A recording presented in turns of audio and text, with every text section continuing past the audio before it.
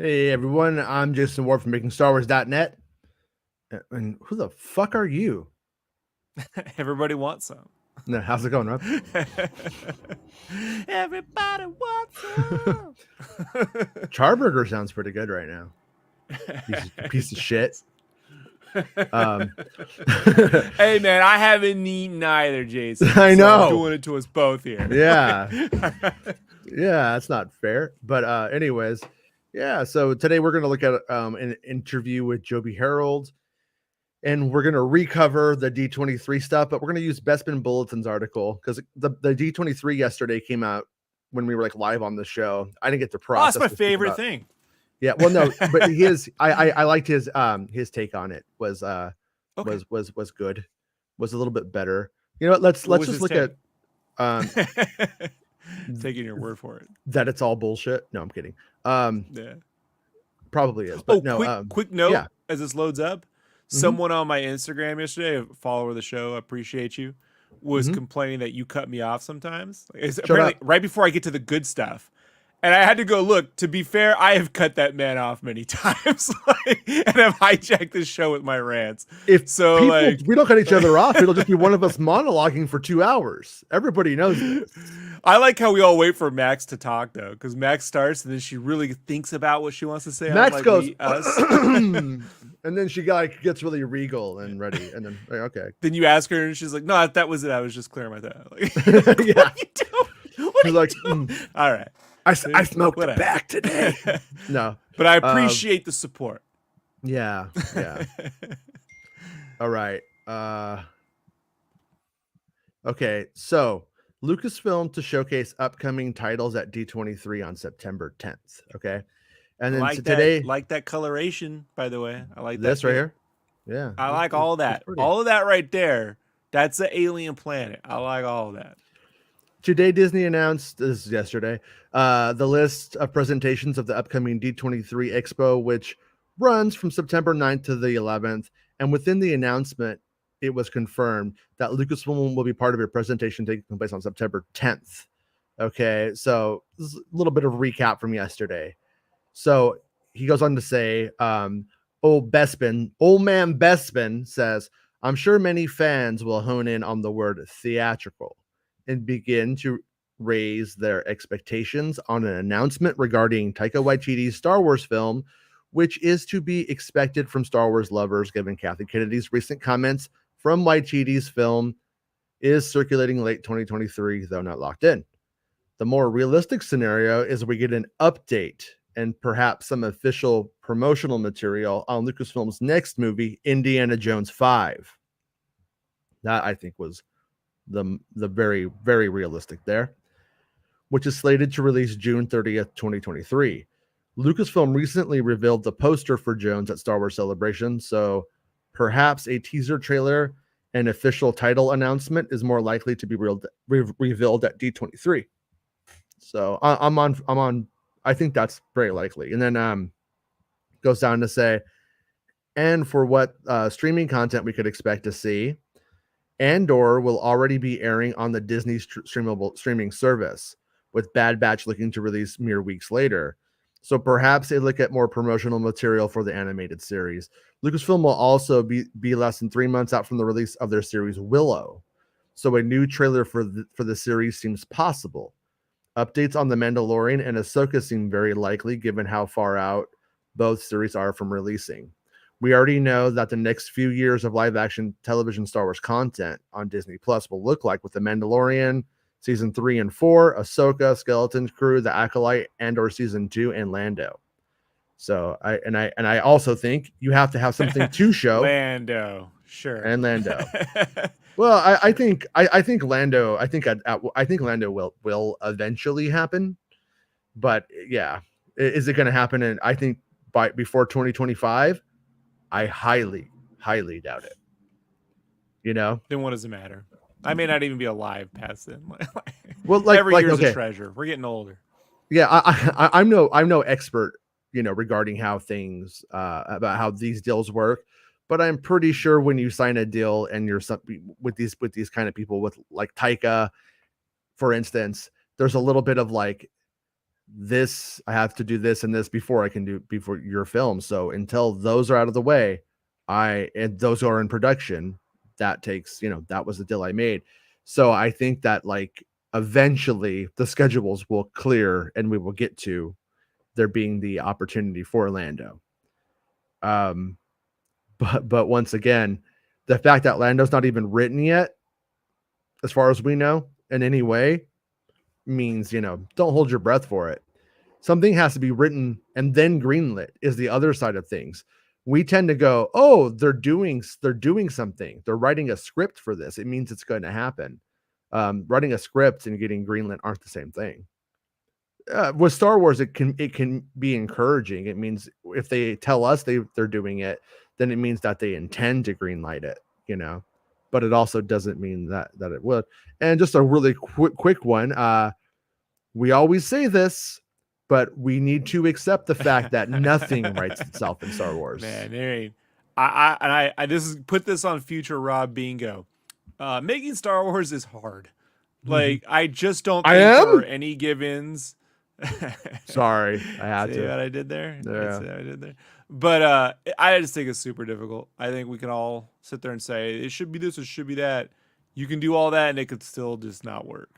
Yeah, I don't take any of it for granted. I think it's difficult. It's not the same as my friend was telling me. I wish these shows were as dramatic as Better Call Saul, and I'm like, all right, I agree. However, Better Call Saul's shot in the real world. You just go down to Albuquerque, you shoot over here, you shoot at a hotel. Everything in Star Wars has to be made, man. And when they don't, when George grabs a backpack and gives it to Anakin, people are like, it's just a backpack. The goggles don't. What was that guy who was on set? His goggles are not the right size. Like, man, what you can do?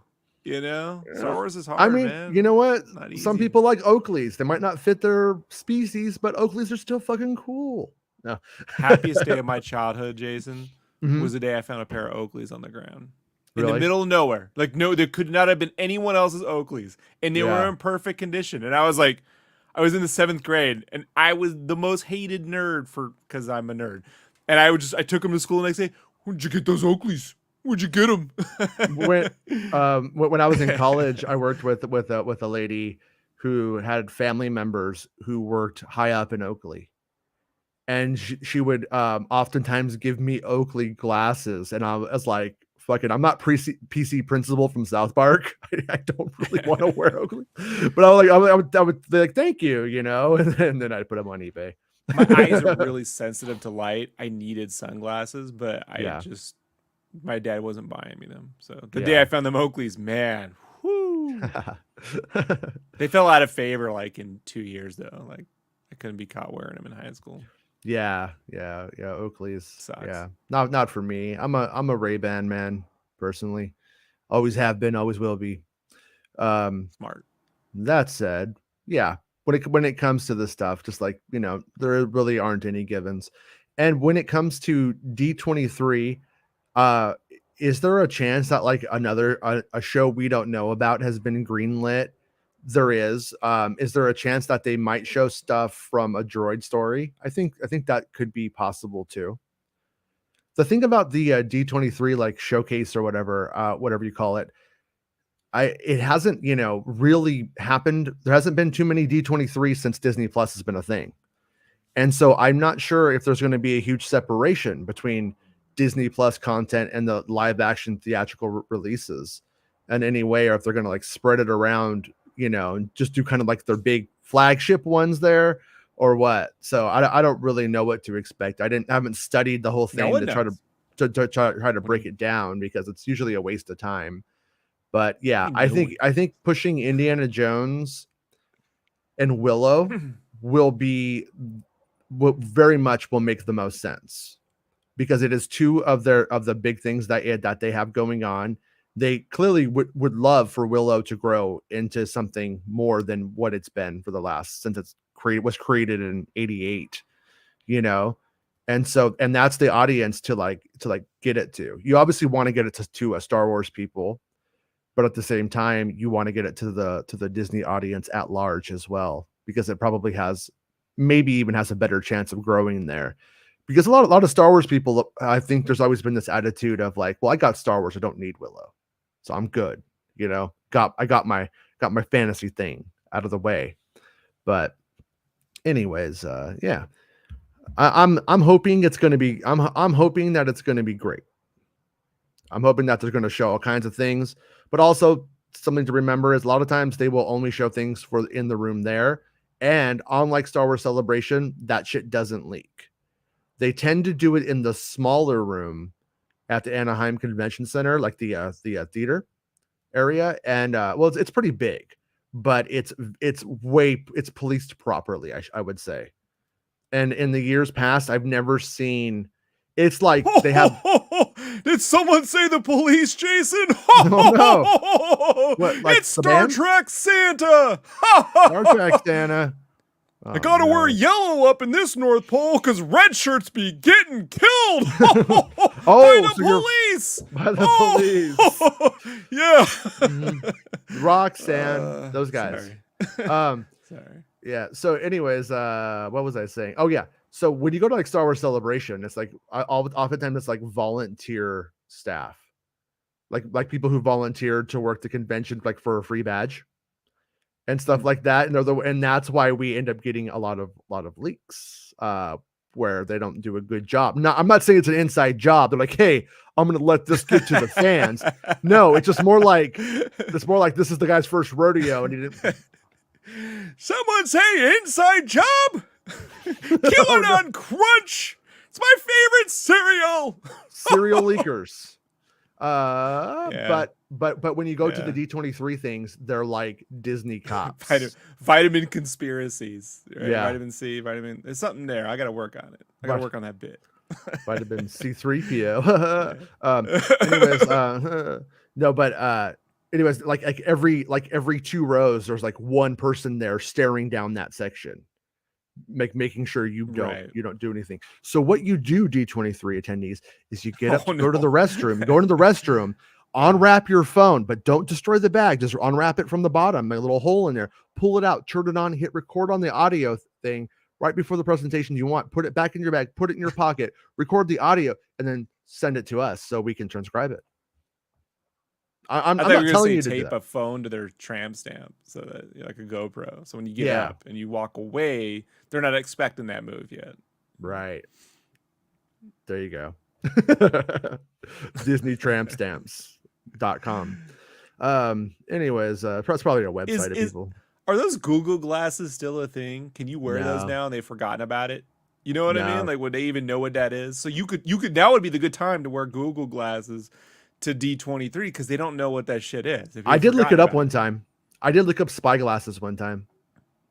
I was like, remember I Spy looked Tech, it up. that shit in the 90s Oh for shit, kids? yeah. I was like, I might be into this, you know? Yeah, I was wanted it. I was 15, but I like it. Yeah. No, I wanted it, but I never got any of it. It looked cool though. I imagined myself having like many Kevin McAllister like adventures with it, you know? Oh, Richie Rich. No, in Home Alone 2 when he uses the talk boy to like trick everybody. Richie Rich, Page Master, yeah. Well, we grew up with the walkie. The good son, the good generation. The good son, yeah. Bridge of Terabithia was basically Good Son was just a remake of that, though, to be honest. Right. But yeah, we were the walkie-talkie generation. You know, we had Radio Shack, so like that was the one thing I could always get my dad into is getting me like a cooler walkie-talkie set that I would have to use around the house because he wouldn't let me go outside. Fucking crazy dad, but he liked to go to Radio Shack to get something. So yeah, it was cool. I also had a very realistic Uzi that shot red paint out of it. So of course, what did they know? But of course, yeah. I keep thinking like there should have been a joke in that new Beavis and Butthead trailer where like they're not allowed to say fire, right? Because remember, Beavis and Butthead can't say fire, but then they get handed an AR-15. You know, well, no, don't say fire. You know, but they get handed guns because that's okay now. Yeah, you still can't say fire. Did you hear when I brought that up on Santa's show the other day? I think it was on Santa's show. It's synchronicity because I was railing about it for like 2 days, and then you said that on Santa's show. Yeah, I was because I was thinking about it. I was like, wow, like the fire in Kenobi, and like one dumb kid doing the wrong thing, and I'm like, You know, I'm not saying that they shouldn't have done it or anything like that, but we've seen this kind of stuff happen before. When you have a large audience and fire, it always goes bad. At least it seems to. The kids aren't. They don't care. They got enough video games now. They can get that out their system. That happened though. Like carjackings went down after Grand Theft Auto 3 came out. Like because they can just it's no longer you can just do that in the game. Who cares? So this is an article from IndieWire. Obi-Wan showrunner on what's happening under Darth Vader's helmet Q&A by Proma Khosla. And today June 10th? Yeah, today is June 10th. So it's from today. Yeah, it is. Halfway through the year. There we go. So 4 episodes in, it couldn't be clear that Disney Plus's Obi-Wan Kenobi is all about its eponymous hero and Darth Vader. The former Master and Padawan, played by Ewan McGregor and Hayden Christensen, haven't met for 10 years, but over the course of 6 episodes must untangle their history and figure out how to move on. According to showrunner and head writer Joby Harold, that relationship was foundational to Obi-Wan Kenobi, a guiding force, for Obi-Wan's emotional state and the healing ahead of him. He goes on to say, "It's very much, to me, what's driving Obi-Wan at this time in his life," Harold told IndieWire. "It's what haunts him, and that which still in the back of his head is rattling around and won't let go. How could you let go with what happened in Revenge of the Sith? It's a pretty dramatic thing to put on a character. So the notion of centering that as the big conflict within the show just made sense." So, yeah, I completely agree with that take. And there's people's proof he saw Revenge of the Sith, in case you for some reason thought he didn't because of your ideas.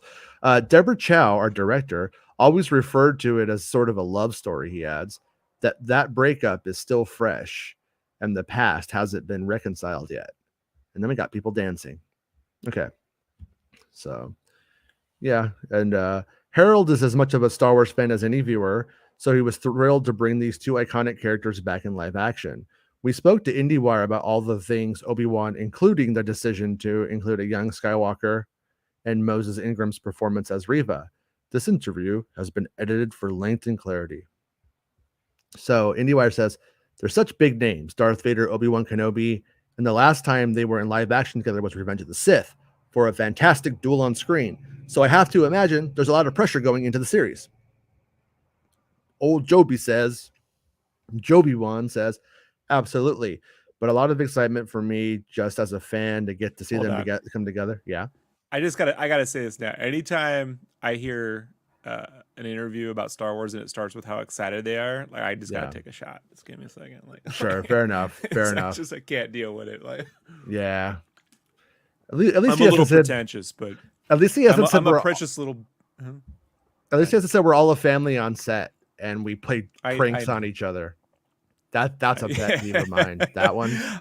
Someone on set plays a prank on me, I'll fucking murder you. Like we're here to do work. I'm not for fucking playing. I hate that shit, man. You don't understand though, dude. Like, oh man, like Katie Christensen is always putting thumbtacks on my seat and they go in my butt. It hurts. Yeah, I'll curb stomp your dick while you're sleeping in your trailer. You know what I mean? Like, don't fuck with me, man. Like, we're here to have fun, but don't be doing that shit. Like, when Jared Leto sent dead rats and shit, I will fucking end you, bro. Like, that ain't the place. Well, I was gonna get method on this show, but I guess I won't now. Knowing that one day, the char broiler today, pig burger. We don't fuck around here. Oh man, crazy. Yeah, and that scene where I'm burned, Hayden actually put real blood in there. We thought it was hilarious. Knowing that one day I would actually get in to watch it as an audience member and as a fan would be a part of the thrill. He learned that from McCollum. He kept putting blood in everything. It wasn't funny. It's not funny then. It's not funny now. Well, Rick has a vitamin D deficiency, so it helps when he drinks blood. So how do you keep things fresh? Somebody say D. Oh no. D's nuts. Oh man, we're all a family here with those jokes. We're all a family. Just excited to be here. So we've seen lightsaber battles. We've seen these characters. How do you make it new this time around? And he goes on to say, this is very much trusting in Deborah Chow and everything that she brought to the show. It's easy to try and find character through action on page, but then you hand them off and have faith in the team, and it's such an extraordinary team. You then get them. You then get to see the fruits of their labor as they sit back and go, "Oh yeah, that's the part." As a fanboy, that's what I wanted to see. Okay, yeah, that part is really boring. This is a Uh, fascinating interview. yeah. We're getting real insight into how they constructed things. Okay. To what Like it's extent like did Wizard Magazine interviewed this dude, Yeah. man. Like, I'm Okay, just we're finally there. We're finally there. all right. We're past the pleasantries. To what extent do you actually script the action on the page? To a pretty extensive extent. You sort of plant the flag in the ground and say, "Here's what can happen. Here's ways in which the character could be articulated." So it's not just action for action's sake. Then the actors find it with Deb, and then it changes on the day through the blocking, and then you choreograph the whole thing, and they rehearse for a long time, and to get it right. So I would say it's phase one, the writing part, and I think that is pretty common. Like with a lot of directors, you don't want to a writer as a writer, you don't want to direct the scenes for him. Like I was talking about before, you scripts that are done for Spielberg that tell him how to direct get just pushed back like almost immediately. It's never gonna happen. But I think on a TV show, you do have to put what's there. And I'm even going to surmise that maybe they took him at his word maybe too much, because it does seem like it's kind of like they filmed what was scripted is how it feels to me. And it doesn't feel like there's a lot of like on set inspiration going on, probably because it's so difficult to film this stuff. But anyways, in episode 4, the lightsaber sequence with Obi-Wan Kenobi in the dark. Again, we've seen so many lightsaber sequences, but that one felt new and fresh. They kind of did that in Attack of the Clones. Just throwing that out there. In the dark, when he's rescuing Leia from the Little bit. stormtroopers, that's on the page. That's me writing in the dark because I feel like I haven't seen it. In that iteration that I hadn't seen it. It's a pretty important moment. So it should have its own visual splendor. But again, Deborah takes that and runs with it, covers it the way she covers it, one part of the bigger machine. So, and to be fair, like in Attack of the Clones, you have two proficient sword fighters who are going against each other, like kind of like in Anakin's prime, if you will, and they are fighting. Whereas in this one, it's more in the dark. There's this limited light, and there's fear. I think They're that is running the big around piles of dirt. pot running around piles of dirt. Yes, and yeah, the God, from like memory too. Like I don't. The one thing I do. I hope I'm wrong about this when I see it. But the one thing about the final duel is, from memory, the moon of Mustafar where they're supposedly going to fight. It didn't seem like it was very different. Like the setting, it's a moon, but like there's rocks and shit. You know what I mean? And so it kind of like I'm not so sure it's going to be like a completely different kind of environment. I hope though it doesn't have like the dark stuff in it, that kind of thing, because they've already done it. So, anyways, this week we saw Obi-Wan start to get his powers back. It seems like a steady increase in him regaining his strength and also his confidence. So that's absolutely right. It's a 6-chapter story. We're getting to the point now where he's starting to need to find that part of himself again, where he hasn't had to explore it for so long. Hopefully, character is pushing that decision and those choices in an interesting way because of the pieces on the board and because of Leia. Getting to see it and slow it down so each part of that is important and each bit of it feels like a moment. Each time he has to use the Force, each time he has to stand tall, each time he holds his lightsaber. Hopefully, it's reinforcing character and his journey from the man we met at the beginning of the show in his cave to the man that he will one day become. And I, anyone could feel free to disagree with me, but I think it's doing that. Would you agree, Rob, that it is doing that? Whether not a value judgment It's doing necessarily on that. it. I'm just not Yeah. that interested in how they're doing it, but Okay. they're doing it. I told it was interesting part so far of that sort of thing was like the conversation between him and Owen was pretty good. I like watching him try to use the Force. I just wish there was more of that up in the front before. I don't know. Like it's just I can't talk about what isn't there. I Yeah. can say that it's doing that, but like the prequels is doing that and then moving on. So for me, like it's like, all right. Yeah. So like I said, it's why it's such a, and I've been this way since people can complain. Oh, Rob being negative. All right, man, you fucking love everything. So where that gets you? But like I don't like all the Police Academy movies, man. But I think some are fun. You know what I mean? Like I'm not gonna sit Sure. here and defend when they went to Miami Beach, even though it has Odo in it. And I I love will Odo. defend when they went to Miami Beach for my last dying breath.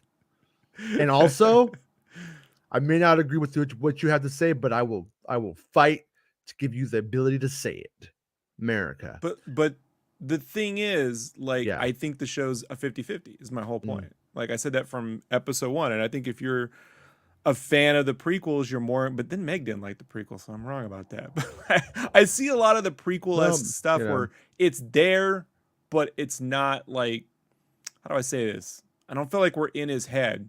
I don't understand where he's coming from, other than I know what previously happened, and now we're seeing, visually it's there. yeah, I personally find it unnerving to see Obi-Wan Kenobi so Yeah, his like performance is great. I'm not going to destroyed. complain about Like Ewan. Ewan's the nailing that. like Jux, yeah, and that's what I'm paying attention to mostly. Like that's Yeah, he's super good what's with working that. for me. But um, I'm not going to argue that it's working for everybody because clearly it's not. Before the premiere, Deborah said that the prequels were a big inspiration, and there's also this connective tissue from the other shows and movies. At what point did you feel like this is its own thing entirely? And he says you have to think of it as its own thing entirely, whilst also being Whilst. aware. Yeah. Is he British? I hope he's British, because if he's not British and he said whilst, that'll get you punched. I'm kidding. Whilst also in Being fifth so grade, vicious. in fifth So grade, it'll get you vicious. punched. Whilst also being aware of all the different places you can go and can't go. And then you just try to do the best you can. Try and tell the best story you can within the limitations that exist around that. It's tricky and it's complicated. You come into inheriting a bunch of limitations because of pre-existing stuff and because of where we are canon wise. So, what are some of the top priorities from a narrative standpoint? Okay, this should be interesting.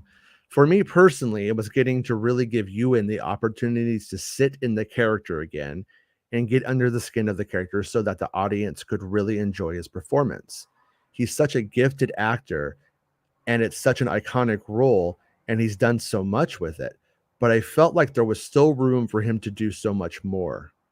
So it was very much a consideration as I was writing. Where can we give his character moments to sit with him? There's a fantastic moment in the 4th episode, which is all Deborah Chow, which is her finding that moment where he and Leia hold hands. It's such a lovely moment. It's so sweet, and it's easy for me to just write that. But to feel the soul of it is, again, that's the extent of this creative team and how they are. Yeah, I loved that moment. That moment worked really, really, really well for me. It And was my favorite part of the whole episode, actually. yeah, it was really good. And it did like I said, I liked it because it was working on multiple levels at the same time, in the sense that it goes to show the relationship between Obi-Wan and Leia, but then on the flip side of it, it just goes to show like Leia has always been a nurturing warrior, which is a sort of not something you see too much. A lot of times we get like, not to pick on Gina Carano or getting into that mess, but like Gina Carano is not really gonna like hold your hand after the war. She's gonna be like, I got my own fucking problems. Like that's like the kind of like way that they write tough women usually. And with Leia, they've always allowed her to embrace her femininity, her that nurturing side, and also be a warrior at the same time, which I personally find cool. And but anyways, in this instance, she's a child, and I like that. I felt it was consistent. It wasn't like she had to find her way there. And that is maybe one thing that George Lucas would have done that would have driven everybody crazy. Like, I bet you if Lucas had made this, little Leia would have been a spoiled brat. And then she would have gone out and seen the world for what it was and real. And by the end of it, she would be. That's how I think George Lucas probably would have done this I like personally. that. but that's no, and I I'm not like that necessarily against idea. it. Hold on, let me Yeah. hold on here. Let's ask. Would you do that? Yeah, well, that's why I gave that script to Kathy, but she chucked it, and she said only Civil Wars now. That's all we're gonna do here at Disney Film. She changed it from Lucasfilm to Disney Film, but since I own all the stock, I had to put it back. So yeah, but yeah, spoiled brat, like some other kids I know, right, Jason? You know what George told me one time. He told Hmm. me Skywalker. He said spoiler. I said what? And he said Skywalker Ranch wine. I said yeah. He said $2 Chuck rebottled. Oh yeah, Yeah. Francis. Yeah, totally. Is that where you got the idea, Lucas, from Francis while at a Trader Joe's? Yeah, Anyway. yeah. Well, he picks them up from the airport, then they go to Trader Joe's. And then they rebottle wine and sell it. That's confirmed. Look, George will only pick you up from the airport. Francis confirmed that. But then afterward, they go to Trader Joe's and rebottle wine, just like they did in The Outsiders. Right. Yeah. Yeah. Francis says, "You're my Ralph Macchio." All right. So for me personally, it was getting to really give. Oh, I already read that one. Okay. Truly, where did the decision come from for young Leia to be such a big part of the show? I haven't recovered from Luke's fake out in the trailer. And then says, "Yeah, that is a serious fake out. They hid the football on that, rightly so. That made quite a fun thing to watch. Leia was always part of the conversation. I believe right from the very beginning. What would be important enough to have Obi-Wan leave Luke? I couldn't think of anything beyond her.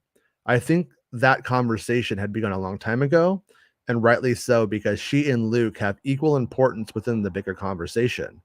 Why not bring that conversation right up to the front into this show and challenge Obi-Wan with that reality? She's important. She's as important. So that makes it quite dramatic and interesting as a call to action. And I agree with that too. I think in terms of storytelling, that was a genius move to pull him away, and also, play with one of the earlier contradictions of the fact that no one, Luke needs to be guarded, but Leia doesn't. But I was always okay with the concept that Leia doesn't need to be guarded because she has palace guards. She has all of these people who will protect her as a princess. But then when you give her the escapist precocious child syndrome that she has, where she's jumping out of windows or whatever to go play by herself, um, that exposes her. So I like that concept. But in episode 4, we have the interrogation scene with her and Riva, which is harrowing. But it also calls to mind that scene where she's being interrogated in A New Hope. What's the connection between those two scenes? And in general, with young Leia, we see now, with adult Leia, we'll catch up with in A New Hope. So it's very much to do with casting and trying to find somebody who captured the spirit of Carrie Fisher, and credit to Deb and casting for finding her. She's so extraordinary, and it's so lovely to see her sit in those moments and echo everything that's going to come afterwards. Hopefully, not deliberately so too often. You want to try to make it feel like you're servicing a later moment, but those comparisons will exist because of what Carrie did with the role was so iconic, and Leia had such a great life in all the movies that followed. There are definitely going to be those moments where you're covering similar territory. Gotta So, say, I'm really not a fan of the staging of that whole scene, man. Like, it looks like which a set. The which Leia one? being interrogated, like her and that Hmm. she's gonna be like tortured. It's Yeah, like it's this big open room.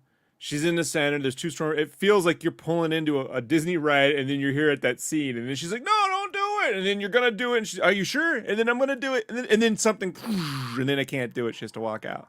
yeah. Like, I get what they're doing, and I'm not against, even having a character like Reva or whoever pull away from doing that. But it's just, I don't know.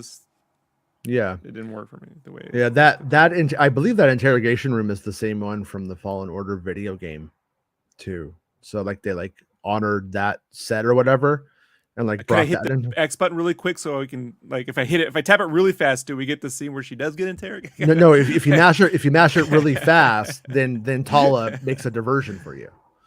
I got long fingers, man. My friends with the little fingers could really fucking Yeah. do that on the Simpsons games. I watched my I watched my kids during those moments though, and how a kid watches that scene versus how we watch it is vastly different. It was they found it That's how I feel kind of about the Mighty terrifying. Morphin Power Rangers movie. Yeah, Vastly different experience between a grown adult and a child. yeah. No, Yeah. but when you are doing an interrogation scenes with a kid, I think it is tricky though. I'm not trying to justify. I think it's fine. I think it worked, but anyone can think whatever they want about it. But what I'm trying to say is it is difficult. You can't like have like Reva fucking grab Leia by the throat and where's the money? Where's the money? You know what I mean? Like you can't do that with her. No, Like but they so could it's do something where she's taking her to an interrogation room, but when the door opens, Kenobi's in there. mhm. Like, there's just ways you can get around versus, I swear I'm really going to do it. Tell me I'm really going to do it. I'm going to really do it if you don't. Like, that's just, it's like if Mhm. these people have been doing this for 10 years, I doubt now they got little kids, dead kids in their fucking basement. I Mhm. don't think they got too big a hang up over this. I'm Yeah, not saying I want to see it, assholes. Like but this kills me, man. Like I but got these but guys well, in there who are like when I but remember what they're we know of Reva. Remember what we know about the end with I don't Reva. Just if remember you're that. bringing the kid to the Mustafar system, Hmm. I don't know how much at that point. I don't know. Like it's not like Well, someone else was doing it and she's looking at it and having a I don't know, man. I don't no, I no. get what they're doing and it's happening. Do Hmm. I buy it? For me, not really. Hmm. I get it though. It's not horrible. It's 50-50. It's the Yeah, same thing where I'm like, I get Padme and him and Anakin fall in love. Do I think that that would really go down that way? Not really. Not even within Star Wars esque ways, but mm, okay, you know? yeah, So I think the way, like, they do a lot of that steady cam. And if she's being dragged, you know what I mean, against her will to a chamber room, she sees this, that's the time to get a low angle steady cam and put you in the eyes of, but it's just very like, the way it's constructed, it seems like a set. It seems like a set with a bit in the way that you would do it on a ride or something. That's just my opinion. yeah, yeah. I'm a thousand I I, percent wrong, I but was going to suggest that they waterboard her because that works. Like it gets huh? good Well, they got intel, Kenobi. They already got Kenobi with the waterboarding early in the episode, right? so it's just redundant, Jason. Like, can't do it twice, Yeah, I know. Whatever. All right. So Reva is such an extraordinary villain. How did you flesh her out and find that sweet spot? Reva's a character that had existed when I came onto the project. Told you guys. Didn't I tell you? I told you guys that. That existed when I came onto the project. And she seems so interesting because she was offering something different and a new perspective. Again, I worked with Deborah a lot on that and finding who she could be a part of in Obi-Wan's journey where she could push him. What kind of an antagonist to push into places where we couldn't go otherwise go. Deb had strong instincts there, so I tried to help facilitate the character as she developed what Moses did with her, which I think is quite extraordinary. Uh, was there anything you wanted to actively avoid with the series? It's going too quickly and being too short of whiz bang pew pew right from the beginning. Hopefully, in the final reading, it will feel like it has a patience to it, which is consistent with the journey that Obi-Wan is going on spiritually from beginning to end, in between prequels and the original trilogy. That was my hope to make sure that happened. So, um, I will say a lot of you guys. I see what you say. I see how you feel. And a lot of the time, though, speaking of patience, I think that there is a lot of impatience about things like people want the last episode first. You know what I mean?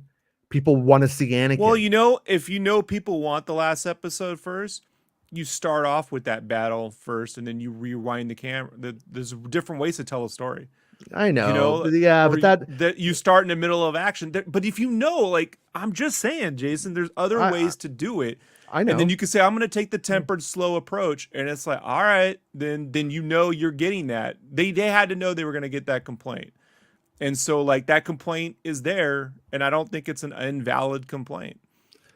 So, I but don't I don't I does don't it think I don't think that if they should have to change the structure of the show for the 6 weeks of it of when it launches because people can't take the story in front of them, and then they're gonna cross their arms and pout about it. I wanted to see Hayden on screen. Well, you are going to see Hayden on screen. Wait a fucking week. You know what I mean? And it's like, and I want to see Hayden pouting on about screen. Star Wars, but they showed Hayden like Hayden's been in almost every episode, and he shouldn't be. Like, they found ways to put his ass in there for you, and you're still like, he's not Hayden. Well, then go watch the prequels on repeat. Like, I don't know. Like what I'm trying to say is that it like really like they should watch Life as a House, but yeah, no, but there's just honestly, like a way of, I mean, just like making something into a big bitch fest when it's going to literally do that in a week or two, and you're going to have all 6 parts. You're going to be able to watch it like one big long movie with Hayden sprinkles. If this thing was riveting from beginning to end, okay, like they would be hyped up and amped. I think it is. I'm telling you, it's 50-50, Jason. Mm-hmm. We'll see. I'm not having everyone else's problems with once I accepted that a lot of it's going to look like a TV show, then I'm like, okay, I'm like, fine. You know what I mean? And I'm there and I'm like with it. But I'm sorry, but because fanboys are like, I want the Obi-Wan fight now. I want to see him fight Darth Vader with the Star Sabers now. Like, they don't have to go change. I don't think they should have to placate those guys.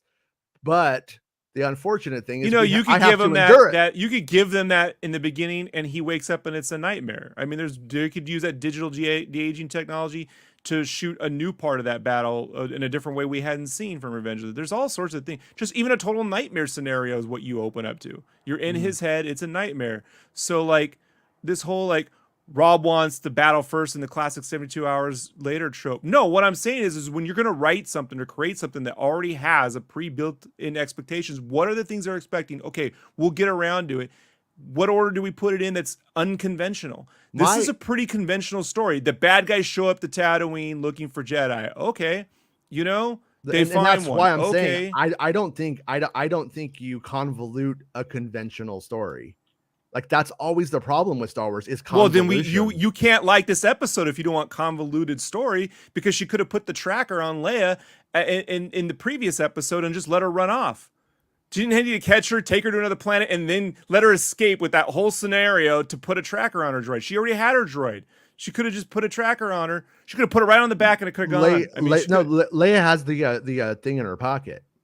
Yeah, but they could have written it any way where she didn't have the thing, or she dropped it in that scene. I mean, ultimately, they could have written it where from the very start, Reva just showed up and took her.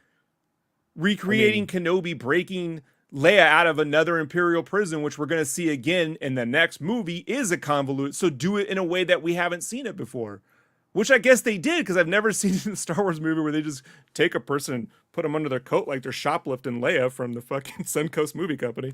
You know, like, it's like absurd, but okay, Yeah, I mean, it's like, it's weird. Rob, it's just stop watching. Joel, no. I'm at least I don't lie. Like, I know I'm gonna keep watching it. Like, so what? And when they do amazing shit, I'll be here to be like, that's fucking amazing. But I'm not gonna sit here and just shovel Star Wars into my face and say, nah, man, so you just gotta like it, man. That's the way Star Wars is. Yeah, I ain't eating 3POs ever again just because it's a Star Wars cereal, Jason. Like, it's fucking a horrible cereal. I'm gonna send you a box and make you taste it. I believe that had you made your fortune on Bitcoin, you would have found a way to send me a crate of 3POs by now. My goal is to make the next hot YouTube trend eating 40-year-old boxes of C-3PO cereal on can. It seems like that's something they should have done. It's for ALS. By now, you have to do it. We're doing it. What's that thing? JJ did with the charity that they do? It's really good. Ice bucket challenge.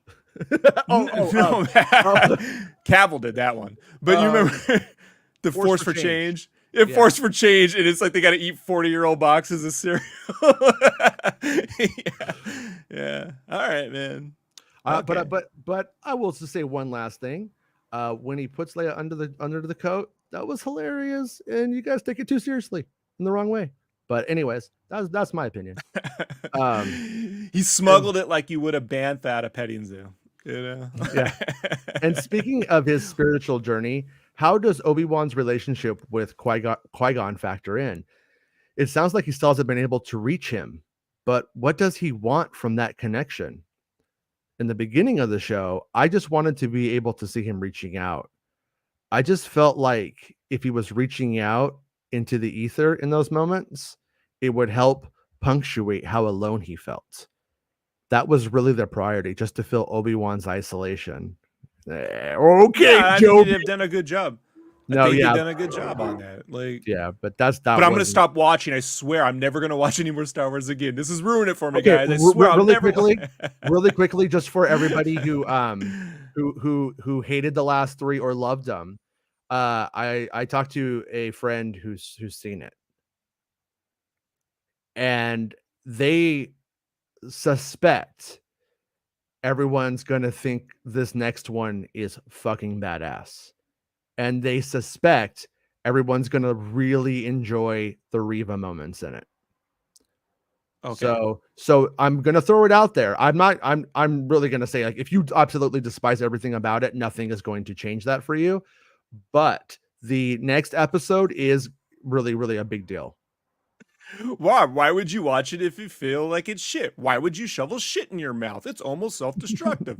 Bro, I grew up eating Jack in a Box and Taco Bell. If I'm gonna relive the 80s, we gotta shovel shit in our mouth. That's the way it rolled, bro. You know, like thanks, Mark. Appreciate the watching the show. Appreciate the feedback. Like and subscribe. There's been some buzz about a possible season 2. Is there a dream you would have for that? And she says, I can't really speak to that. So unfortunately, I won't be on saying it's been a real thrill to work with this character, this universe, for this experience. It has been an opportunity of a lifetime, and I've cherished it. So Oh, more exciting. the Love it. diplomatic It's a answer, great pinch me. which Yeah. I but hear you. It's but just credit to they're all IndieWire. seeing it No, though. credit to IndieWire though. Let's give the credit where it's due. That was a good question, and they actually asked it. You know what I mean? Okay. Yeah. A lot of the times, like, they're like, "Oh, I don't want to put them on the spot." No, put them on the spot. Okay. But yeah, I mean, but you know, what's he gonna say? There has been some talk about things within the series so far that don't fit totally into existing Star Wars canon. And he says there is a plan for all of that. It's such a big creative team making these shows that everyone's very, very aware of canon and the fan base and the importance of making sure everything lines up. So it's definitely something that was on the front of our minds anyways. And yeah, you know, that's like one of the things that, like, I hear from the more, I think the more, I don't know, deeply thinking fans might be a way of putting it, but like, you know, Leia, like I said, Leia talking, calling out for Obi-Wan's help, and like when you look at how that's written as a piece of text, that's like literally her saying, "My father is asking for this help. Like, this isn't me, this is my father." And then when you think about this story now and what that means, like, he can't refuse Bell. When Bell gets asked him to do something, he ultimately can't refuse him. So it adds like another layer onto it. It's like people need to take in the new data and let it kind of mesh with the old data, and then you start to see that the implication has now changed. Up to you guys if you want to do that or not, though. Yeah, the weird thing is, and they'll have to see. I want to see if they even deal with it. It's not weird. It's just one of those little things where it's like he has like a weird communicator on him that he turns off. Right? Does he just turn off that pager forever? Like I just always assumed that there was no way to get a hold of him unless you went to Tatooine, right? But apparently, like Obi-Wan has a phone, and he's like, nope, send that shit to Yeah. Buzz. Yeah, he has. Well, yeah, he has the gear that he had on him in Revenge of the Sith. So, and then apparently, like, whatever frequency they were probably had their communicator set to, they just always kept that since back then, I guess. And But he that's doesn't. So like, but then at the beginning of A New Hope, I guess like they have to pick him up. They can't just have him. Hey, meet us at the Space 7-Eleven. Like, yeah. I think once the Death Star's up and going, I think Bell Organa is completely like compromised. I mean, and they might be able to tell a bigger story there. Like, for all we know, what if Bell Organa was getting thousands of people to ships? What if he stayed there while people were escaping because they knew they were going to be blown up, and then obviously most people don't get to make it off.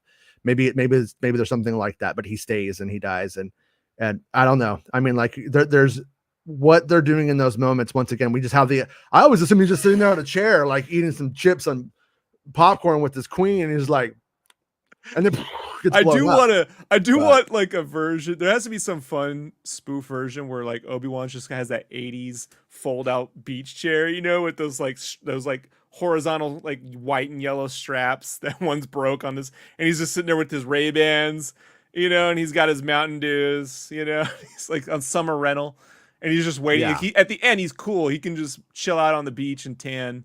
You know, he's got his tanning thing on while he's watching Luke, you know, because I'm cool now. I worked it all out for 10 years. Ages horribly because he won't get out the sun. Right. Yeah. Okay. See, he actually would have aged better if he stayed in that cave, but he gets that little desert igloo and that fucking just baked him. You know? Yeah. The Disney Plus Star Wars series love to take a character and put them accidentally in charge of a kid. That's the Mandalorian. That is now what's happening with Obi-Wan. It also goes back to Clone Wars, to Obi-Wan and Anakin's relationship. Actually, I say it means maybe Ahsoka and Anakin. You can look at Obi-Wan and Luke, and you can look at Qui-Gon and Obi-Wan, and you can look at two handlers always. It's always so interesting and conceptually fascinating because you're putting two forces together, and that's where the fun happens. That's where the fun begins.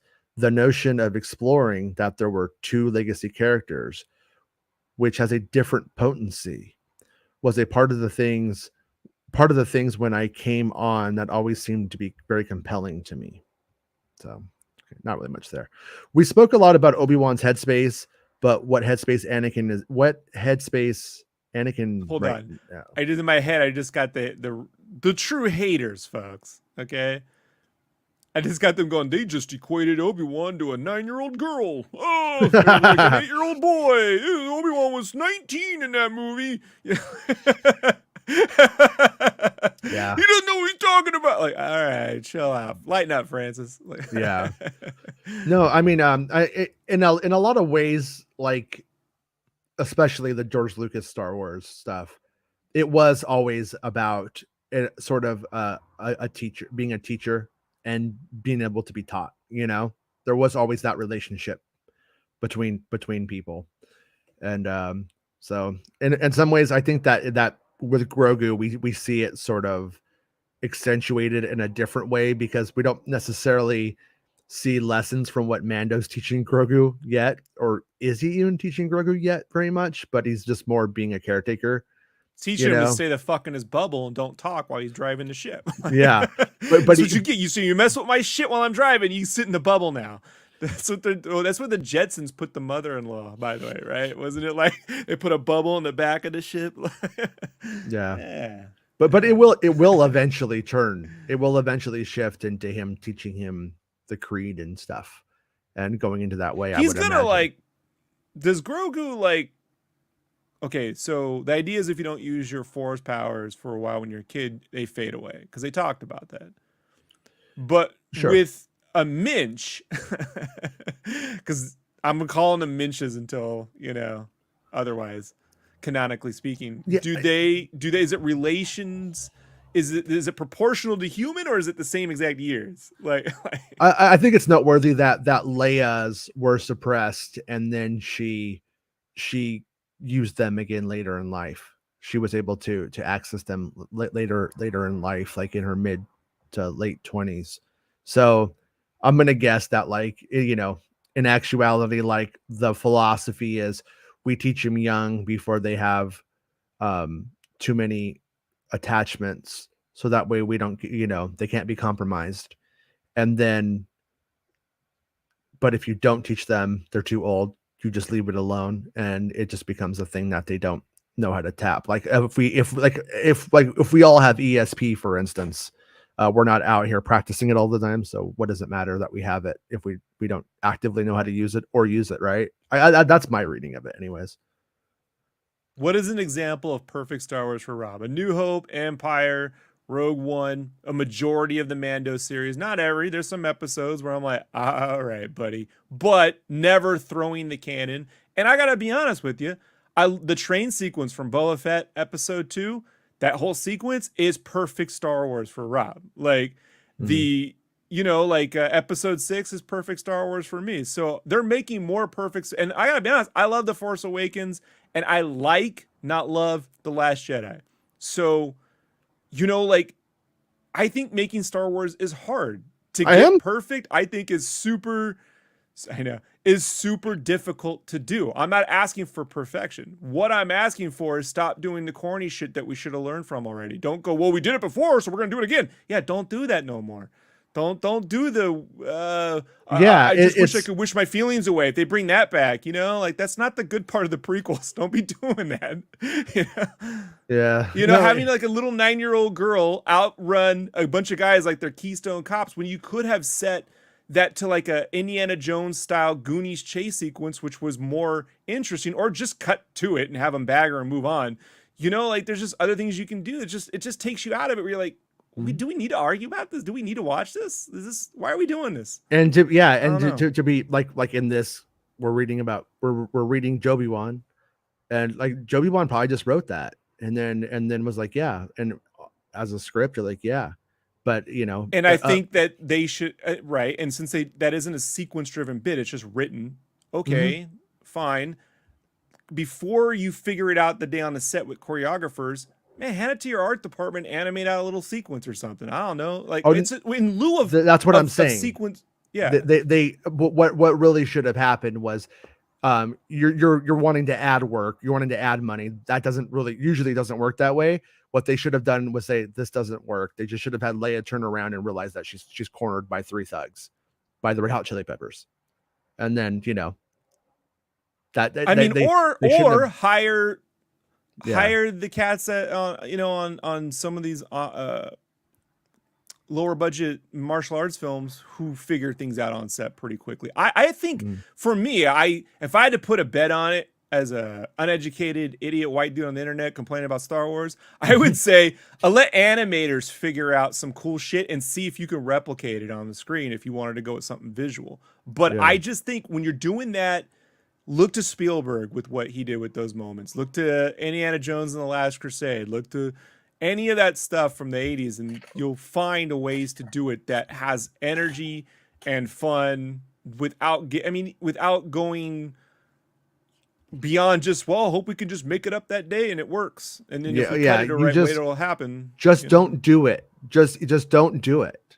If it's going to be a half-assed, lazy, like I take Yeah, 5 steps cut and it then you're out. gone, just don't fucking do it. Just Just don't like do it. at the end of the day, what's dumb is a thing that really is irrelevant, that had no heart in it, and that wasn't even important in the first place, keeps getting talked Right. about.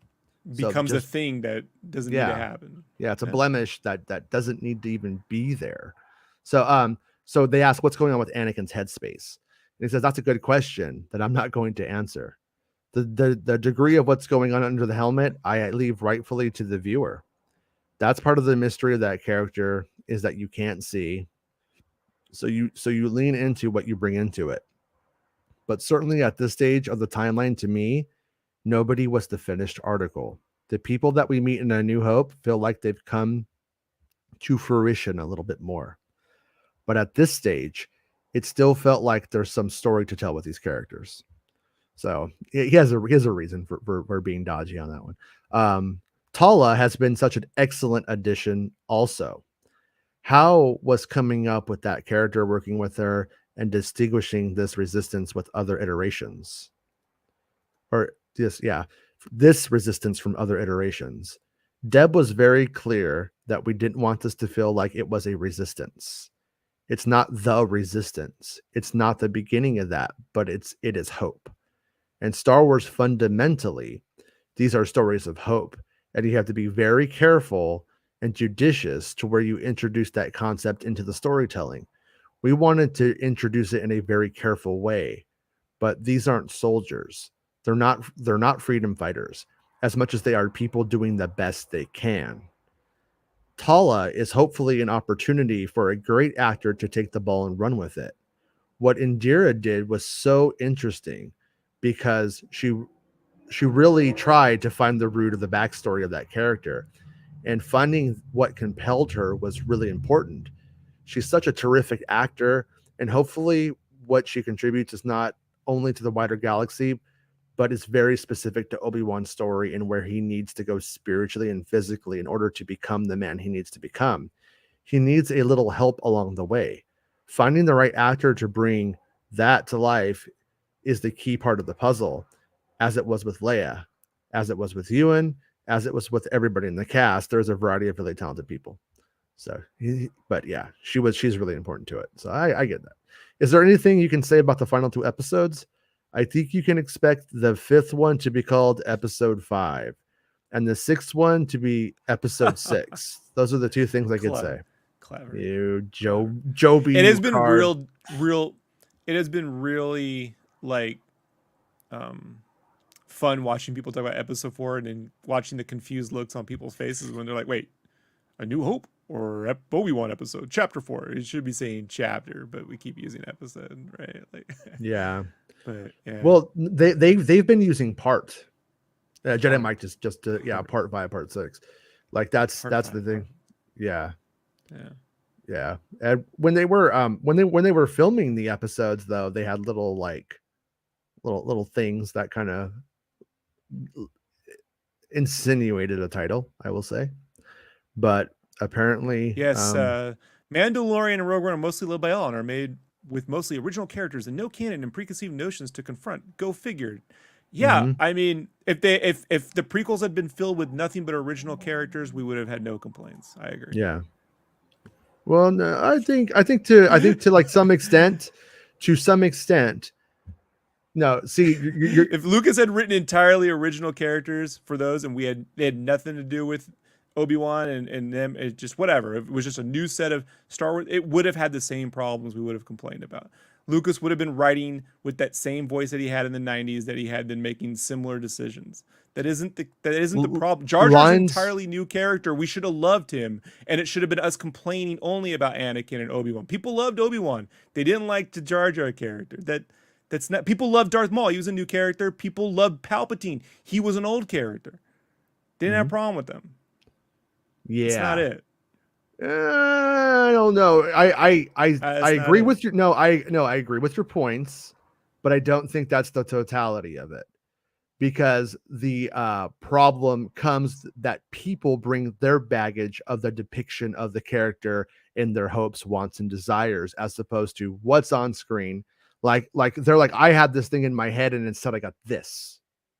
Yeah, but no one's complaining about Ewan as Obi-Wan in this series. Like, everyone's universally agreeing he's great. They just want him to have more to do or whatever. They don't like the way, this is what I'm saying. That's a pre-existing they character. They don't want any other characters on screen, unless they're the 2 and guys. People universally hated Ahsoka for like 2 seasons. It took them like 2 years. That's what I'm saying. Seasons. It took years. Yeah, they're wrong. But that's what I'm saying, though. Like, just because it's a new character doesn't mean they're inclined to like it and Star Wars is going to work, and they only don't like it when there's old. No. That's not true. No. But when you go and you take Mandalorian, which is a fucking Boba Fett ripoff, you take Baby Yoda, which is a fucking Yoda ripoff, but it's neither of those things, and you put them together, no one cares. They should have been inclined to hate that even more because they're not the real thing. It's just cheap knockoffs. Yeah, IG-11 is better than IG-88. Go fucking figure. But at the end of the day, because there is no expectation for the characters, and people are more likely, I'm going to go along with the fantasy, I'm going to go along with the story. But when it has all of this other stuff, when they've already visualized the story in their head, they've already written it, and now it has a competing narrative that they fight with, I think. The narrative is when they create a narrative that you're on board with, and then they just deviate from it for some weird reason. Like, they show you a Boba Fett whooping ass in the book of Mandalorian, and then when he gets his own series, he's just sitting around talking all the time, not kicking ass. And when it's time to kick ass, doesn't do much of it. So, like, there's just this. It's different. It's just not as simple as that. It's just not as simple. It can be in some instances, but as an overall thing to say, it's just because it's new stuff and no one has preconceived notions. People have a preconceived notion of Star Wars, and when they're not getting Star Wars, they're getting something that they feel is Star Light Wars or whatever, then that's really the bigger preconception. You could say, well, which Star Wars, Rob, the prequels or the OT? And And I've at this point in life, it's somewhere in between. But I when don't you know. lean on the I've prequel lived side, there's like all those people that will go like, that's not my Luke Skywalker. It's like, unless Luke was depicted in one very specific way, those people were going to do that. well, they were going to get Luke banishing himself on another planet, whether Lucas directed it or not. Sure. That was happening no matter what. The valid complaint is when people felt they wanted to see more from Finn, and the Finn they got in The Last Jedi ain't the same character to them. I don't feel it's the same character. Not at all. So like that is a whole nother problem. That's just, we could do this all day, man. You know, like I think simplifying the narrative down to like they will only like new stuff and they will hate all the stuff they already knew is just not true. It's just not true. No one complained about Han Solo's performance, Harrison Ford's performance as Han Solo. They complained that you killed him on a handrail guy. You know, like you could say the execution of that. Let me ask you this. Hokey, let me ask you this. You become Kathleen Kennedy. You're not a creative. You're a fucking producer. There's a okay. dream. No, but here's the thing. We have a choice to make. For whatever reason, we could only make one choice. What's best for the company for success? Only new characters, new stories, skeleton crew. Kind of, Mando. Or do we stick to telling Lando, Obi-Wan, Boba Fett? Like when we look at our past, what has yielded the best results for us? Original stuff with no baggage, or tying into legacy stuff? If I was your advisor, Kathy, I would tell you that the legacy stuff gets interest, but then it ultimately backfires. Sure, but if you're going to make new stuff with the same trepidation that you have with tackling old characters, then you're going to end up in the same place. Then they're just going to say they don't know how to make Star Wars at all. So, like, when you say this story exists in between Revenge of the Sith and A New Hope, and you have music that doesn't feel John Williamsy in that moment, you have no wipes, you don't have a big adventure in some level, and you're like doing it on a budget, then and people complain about that, you can't go, well, you should just know better. Like, I don't care if it's new characters or not new characters. So most of the complaints, though, unfortunately, I think are misplaced, or like about Riva and the fact that Star Wars is using an ensemble cast. But the ensemble cast thing becomes a problem because everyone thinks, well, the show's called Obi-Wan, and it's like, still the thing's called Star Wars. You can have an ensemble cast in 2 hours of film, like a Rogue One, and people are fine with it. Here you got 6 hours. What is the issue, man? Well, look this. Yeah, this is where it's like. I think Rogue One look at how many writers on character. Personally, I don't think there was really a big standout. There's a bunch of archetypes, and it was fun. But yeah, like I don't. All right. I like Cassian. I like Jin. But I'm saying like that they are kind of also like when they all died. I was like, kind of bye. I'm just saying, know, Jason. But you like me, you have a blackened heart sometimes. Like, sure. I wanted to see Leia get interrogated and tortured. Yes. The chat's crazy. Ron wants to see little kid get tortured. If I wanted that, I'd make them watch the Droids cartoon. I had to watch it. Yeah. It's not good. It's not good. Yeah. You don't know what we endured. You kids haven't made today. It's true.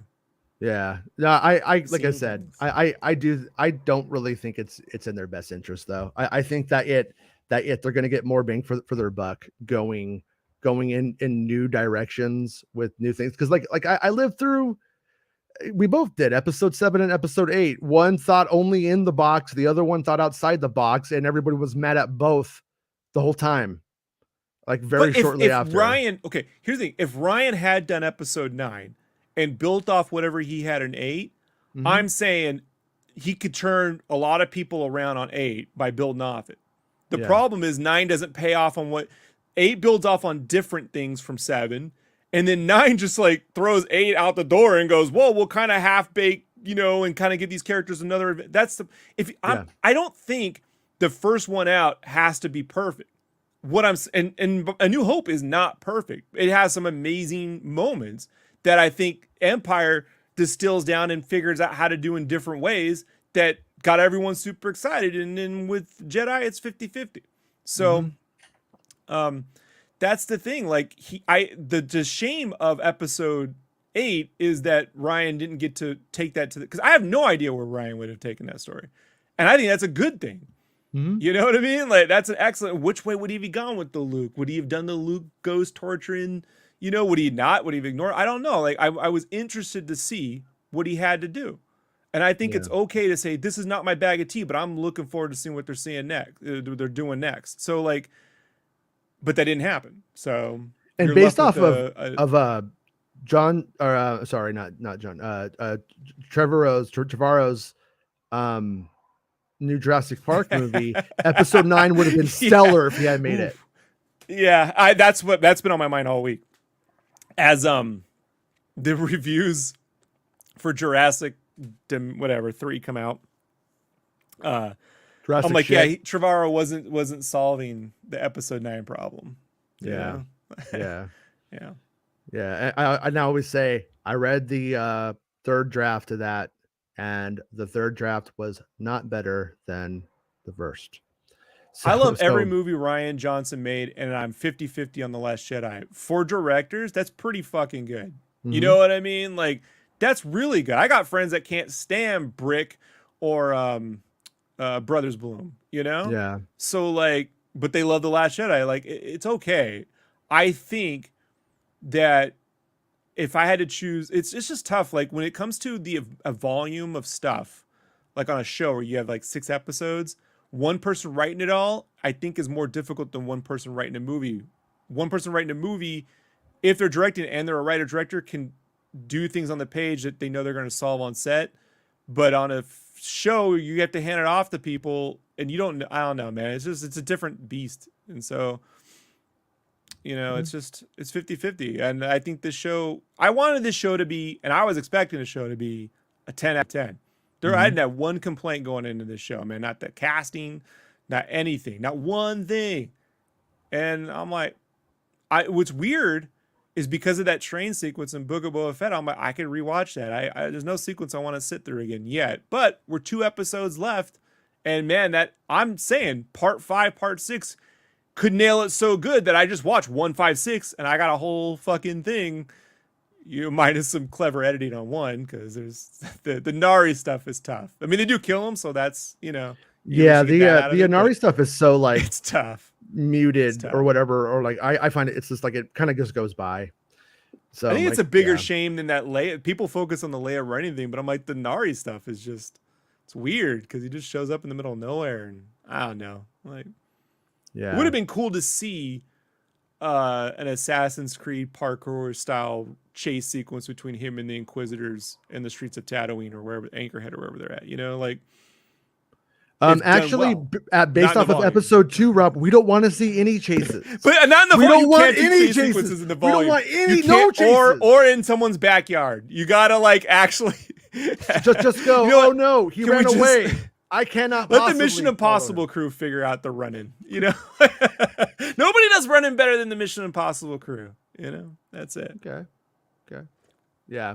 I don't know, man. Like right now, like I really do love the story that they have, like so far. Obviously, a lot hinges on the next 2 episodes, but I will say I'm hearing the next one is shorter episode, shorter than the last one. I'm not gonna say, but short. Okay. So maybe if it has the flashback sequence and the rematch, no, it doesn't. The lightsaber fight's not in this one. The lightsaber fight's in 6. It's in the final one. 6. Yeah, okay. But this one is going to be the big battle. This is the big battle with the flashback and everything. The flashback's there, the battle's there. So I heard it's pretty rad, but it's going to be shorter. So expect short and sweet. Expect quality, goodness, and good. I can't talk about it, but good Reva moment. Good Reva moment. big Reva moments, as All they right. say. And but She was excellent in the Queen's Gambit, and I forgot she was in Luther. Totally forgot about it for some reason. Luther's great too, but yeah, she was good there too. So yeah, I'm waiting for her to get her moment. But Yeah. yeah. So like the thing about the story that's been kind of frustrating to me, anyways, is I feel like when there's a lot of critiquing of it going on, there's a complete denial that anything is working towards anything. Like because somebody doesn't like the moment, they completely like deny the fact that we're working towards Obi-Wan becoming Obi-Wan and Revenge of the Sith again.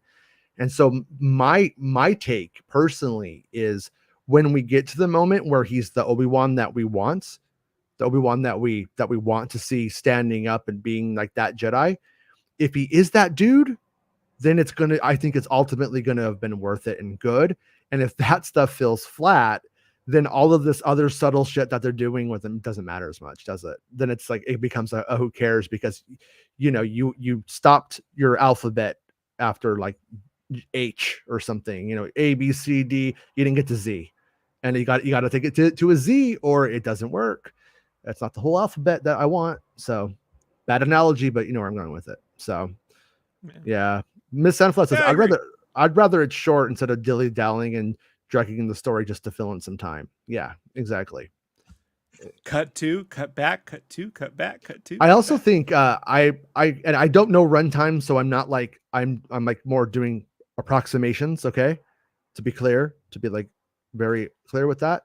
I think the last episode might be the longest one though. I never heard of anyone asking about the runtime of a TV show until Mandalorian. My entire life. Mm-hmm. And my entire life. This is like and then now because of that and the Marvel shows, like everyone's like, well, how long is it? And I'm like, is that because you want more time with the characters, so more time will help give you the things like if do you think time was what was missing from whatever you didn't get from a previous Star Wars movie? Time wasn't it. Time, you know what I mean? Like the length of the film wasn't the problem with whatever you didn't feel you previously got in a Star Wars film. Yeah. Like you could have got 6 hours of that and it would have not fulfilled your dreams, Yeah. Yeah. Yeah. So whatever it Tomas. needs to be, I'm fine with. Because like people were like, this was the shortest episode. I'm like, this fucking episode won't. I'm working out, right? Like this episode won't fucking end. Like it just keeps going. He just keep like for me, for whatever reason, I was in like a workout high when he's holding the water back, right? That Jaws 3 moment. He's holding back the Jaws 3 crack in the fucking thing. Then like I was like, this won't end. I was hoping that when it came through, like, this is a classic George moment, he would have had that shark we saw, like, in the front of the episode, burge in there, and then there's a giant shark in the fucking, like, see, sequence-driven storytelling, folks. I'm fucking like, floored. there's a bigger fish! There's a bigger fish! No, I told Qui-Gon's you. like, I told you there'd be one. I'm actually floored that this is the one that people had a problem with. I thought this was the one that was the most easy to go down. This should have been a Mission Impossible moment. This was their chance to do something very Mission Impossible-y, and it just came off corny. Yeah. So it didn't happen. Yeah, I thought it was Star Wars, but Darren says, "Hi guys, I love Kenobi. Excuse me for my toxic positivity."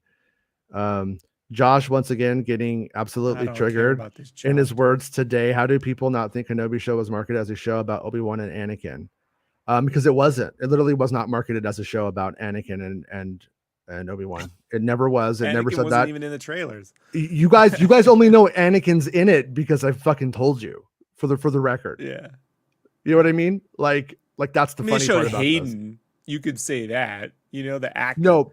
But the whole marketing thing that it was going to be Anakin, the Anakin show, that was never a fucking thing. Right. He was supposed to be Darth Vader. Hayden was Darth Vader, and he's even lying, saying I'm playing Darth Vader because they're hiding the flashback.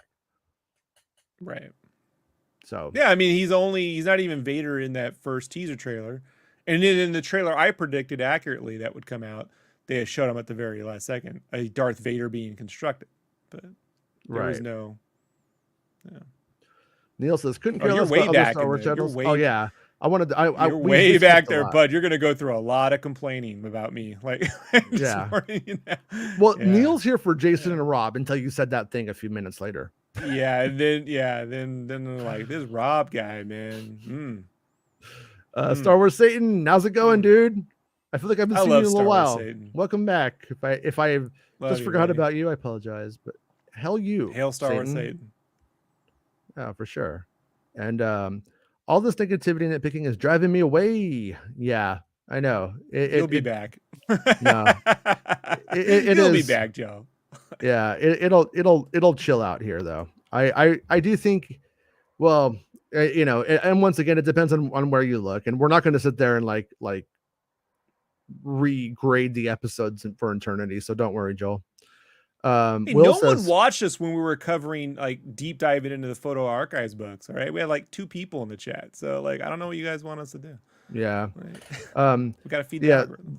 the concept of toxic positivity, that is kind of that's one that people will usually push, who just really push toxic fucking behavior in general, and then try to say, well, 2 wrongs make a right. Is what they What's try toxic and do. positivity with Star Wars? Just so I know we're on the same page. It's the asshole's way of saying fucking phonies. Is what they should say. Fucking phonies. Like if I don't like it, I'm a fake Star Wars. If you told me, if you just said all that stuff to me and they came on here and go, look, guys, we should all really give it a chance. We should really try it because, you know, Deborah Chow works hard and this is good stuff. Like if you were saying that, but feeling the other way, that's where the positivity becomes really fake. And can I throw one at you? Sure. Well, Obi-Wan is nobody. Obi-Wan is nobody. Obi-Wan is Right. nobody. Obi-Wan is nobody. Yeah, Obi-Wan's nobody. But when you let the path die. Yeah. But more than not, and I will acknowledge both things exist in fandom, like big time. And I will also acknowledge that Lucasfilm tends to really lean into the people that will fake it for them.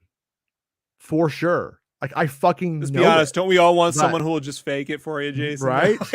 Right? Do we really want them to let us know how it's really going? The problem is when you let somebody fake it for you, you never learn how to fuck right. And Star Wars needs to learn. That. Star Wars that's more their problem than my problem. Yeah. But Star Wars at times, modern Star Wars at times needs to learn how to fuck right. And it's not going to learn My wife is just like, will you shut up? You shut the fuck up. You guys are you edgelord idiots. Yeah, you don't have to say everything on the air. Yeah, no, but at the end of the day, it does come down to the fact that there's phonies on both sides, and usually it's the phonies calling the other side the phonies. Just throwing that out there too. But you know, when it starts to bum you out, like I was saying on Santa's show earlier, don't pay attention to shows if their analysis is always wrong. Their analysis doesn't really make you think anything that's realistic, or their predictions are wrong, or their takes are to make you angry and ruin your time. Because there's a lot of money to be made on YouTube by ruining people's time. Don't fucking fall for it unless it's like a bad guy wrestler that you love. In which case you're like, oh, I fucking hate watch you. If that's the case, by all means, do it. You know what I mean? Do your thing. But if it really upsets you, don't do it. All you people who, you know, like if you're getting bummed out about it, just understand, I love Avatar. You know what it's like to be a fan of Avatar for 10 years? We're in Obi-Wan territory here, buddy. You know, like, and I'm like, guess what movie's coming out this year? I'm going to drive 8 hours to see in laser IMAX, all right? 8 hours in this economy. With this gas. With this economy? In this economy. Right? And I'm telling you, if they bring back Michelle Rodriguez from the dead, I'm not a happy guy. But I'm going to go anyway. Yeah, what is she up to? I haven't seen her in a while. You know, Will Morgan, best part of the Resident Evil movie, by the way. Yeah. Oh, she's in Resident Evil. We need more Mohawks in Star Wars, and I will agree with you there. One of the good things about the Droids cartoon were the hairstyles and the White Witch. They were rocking. I'm gonna throw that out there. And Hello Me says, oh, another one. All right, there we are. Yeah, same thing. Sorry, Hello Me, but we're kind of hit it. Dez says, afternoon, fellas. Afternoon, Dez. Dez says, I am prepared to throw down and defend Matala bias that shocked you all yesterday. Hey, if you do that, I will defend I Obi-Wan's thought she's right. great. I don't. It's one of those things in a series with not a lot of time, right? Mm-hmm. I'm like, he could have just had her as that extra character for Obi-Wan. Like when he gets turned down by the partisans, she could be like, look, there's another way we can, you know what I mean? I know some, like I don't know, like there's so many cool things that her. I didn't like her fight, but when she fist palmed this strike, he just like it is hilarious. It's like, come on, man, like fine, whatever. But she's great. And if they wrapped a whole series around her, I wouldn't complain one bit. If it was called The Path and it's starring Invirma, I'm sorry, the actress's Is it name. Indira? Indira Indira? Varma. If I it think started Tala and that actress, Tala. and I'd be excited for it. It's called it's a new take. It's a sitcom called Growing Tala. Yeah. And Come then but then on. you'd be complaining every week. Well, that's we're here. Look, I Tala, signed recently up. divorced, has decided to leave the empire and fund a rebellion or whatever. Okay, sorry. Tala is enough. I guess I don't know. Too close for Tala, right? Yeah. She's a retired cartoonist living in the Marin system, right? Right. The short of Tala. Okay, sorry. Des says, I am prepared to. Oh, yeah, wait. Des, come on, man. You don't have to be Des 2-time here. All right. Des is like, it's not my fault. Will Morgan, Oakley Google goggles does not a spaceman make. Too many Oakleys. Difference between hard and lazy. Yeah, Will, you need to come on the show one of these days. By the way, I like talking to you yesterday. If they were being real trolls, they would have had him wear the Oakleys from Pizza Hut for Back to the Future too. The red with the yellow one. Like just be like, yeah, that's Star Wars canon now. Yeah, the thing about like the Star Wars stuff, like I was saying yesterday, though, is it's all just kit bash stuff. At the end of the day, like Right. that's really what they're doing with it. But the problem is they clearly like overdid it. And we were talking yesterday. I'm like, I bet you they went to one of those like I bet you they bought like a big lot of like surplus Oakleys and like a auction or something like that and got it, and that's why we It's keep how seeing I them. feel about Anakin wearing that stupid backpack in the Phantom Menace. He can have a backpack. It should have just been like an Indiana Jones I think 30s that's era I think knapsack that or backpack something. is It's got designed. Velcro I and it's don't think got but it's just got the same polyester straps. yeah. Like take items from the 30s or the 40s since, stylistically speaking, episode 4 comes from the 70s. Like that's fine. Like there's ways you can have a backpack, but if it was like again when Indiana Jones was in the Boy Scouts or something, it was one of these kind of World War One-ish things, and that's great. But when it's like polyester big trunk backpack, I'm like, what he should have done? If the Phantom Menace were made today, he would have had that those luggage with the handle that pops out, and he would have been following Qui-Gon to the Jedi Temple. Like don't do that. Don't do that. Arya needs to start sending tweets to the people writing Acolyte. I think that's your way. Get Tor Valum on the brain. I'm excited for Hi, Mr. Acolyte. Senda. Yeah, it could be good. Eric Dunn says, to be And fair, then 5 years from now, there's this thing of this cut someone puts together, and me going, "I'm excited for this," and then it comes up, "This bullshit," and it's like, "I'm looking forward to that. I can't stand it. I'll murder you." Like, doesn't like anything. And Avatar's great. Like they don't end on that. Like, yeah. Hello, Mrs. Obi-Wan will wipe Leia's mind and put some Padme memories in her after the monument as a thank you. The sad memories of Padme. Just to fix canon. Here she is dying. Forget me. I'm gonna tell you right now, when I was in the theater for Revenge of the Sith, for a minute, when that birth thing's going down, and it's taken for God knows how fucking long to happen, I'm like, is he gonna add a triplet? Is he gonna say there was a third kid? You know what I mean? And that, like for one fucking moment, I'm like, just don't do it, George. Don't fucking do the third kid. What they filmed, like little Grogu pops out. Well, no, the post the episode 6 of Obi-Wan Kenobi post-credit scene, it shows Padme being taken on her funeral thing, on Naboo, and remember how they said like her stomach was like stuffed full of stuff to make her look like she was still pregnant. Well, the Yeah. very last scene is a hand reaching through, and it's one that they didn't know about, and it pulls its way out, and it goes revenge. Yeah. And that looks just like Kia D. Mundi, and we know she's been 2-timing Anakin with. Yeah. But I was like, is it going to be another sister? And that's the sequel trilogy. You know, like, I was just waiting for it. It didn't happen, but whatever. I hope it's played by the smart gremlin from Gremlins 2. Will Morgan says, "Hey, I got it." I love that voice. Why don't we just give Google glasses? Hold on. I got time out. Zach, time out, right? Since you brought that up. All right, talk to the camera. As a singer, if I could sing, I'm not a singer. I don't mean as a singer. As a guy who wishes he could sing, right? As an artist, like if I could sing, I would say Freddie Mercury or Chris Cornell. But if I could just have a great speaking voice, it's the smart gremlin. If I could speak like the smart gremlin, I mean, I would just do anything. I would order food just to hear myself talk all day long. You know? Yeah. Smart gremlin. Genius. I'd be like, okay, I'm not going to interrupt him. He's the smart gremlin, is what I would say. Well, take it to the theater. and I also want to say that I think it's like really, I know like Hulk Hogan's been really terrible the last couple of years. He dropped the N-word, bro. I know, but I'm just throwing it out there. And then made the Hall of Fame.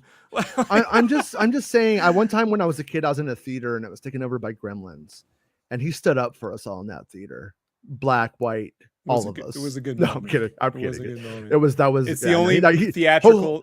I'm an Iron Sheik guy. Hulk Hogan's a piece of shit. Throwing it out there. And look, had he stopped there, he would have had Rocky 3 and Gremlins 2, and everyone would have thought he. And no holds barred. Movies. No holds barred is what I say. Part no, 2. If he had just stopped with Rocky 2, I saw that in the theater. Rocky 3 and Gremlins 2, no holds barred in the theater. Yeah, I know. We went to the Q106 like free radio premiere where they would put a sticker for Q106 under the chairs, and if you got one, you got a shirt. And I walked out as disappointed as I was the Garbage Pail Kid film. Yeah, I thought it was pretty cool, man. I thought it was pretty cool. Yeah, I wish it wasn't over the top. That was what I said. It's not over the top. To me, over the top was pretty good. That was pretty cool. So, yeah. Will says, "Well, there goes toxic positivity. We are now entering the murder part of the show, folks." I don't know what that was. But... I'm just saying, don't play pranks on me on a set. I'm there to work. All right? Yeah, that's fair enough. Could you imagine being at work and someone played a fucking prank on you and you'd be cool? You'd be, that's funny. I don't think it's funny. Yeah, I'm a jokey guy, not with playing. I don't like pranks. I don't like them. Meg loves the prequels and The Last Jedi. Doesn't like Truss. Yeah, I'm gonna just give Meg likes what she likes kind of person stamp, which is she's good. My MVP of the week for Star Wars fans. I know. Where's she at? Where's she been? She all pissed off at Star Wars? Don't blame us, Meg. It ain't our fault. No, I'm kidding. Ducky Momo says the journey of Kenobi getting past his inner demons was the part I enjoyed the most through episodes 1 through 3. Episode 4 fell off. The crescendo of the Vader battle, and then one Bacta later, and he's fine. Yeah.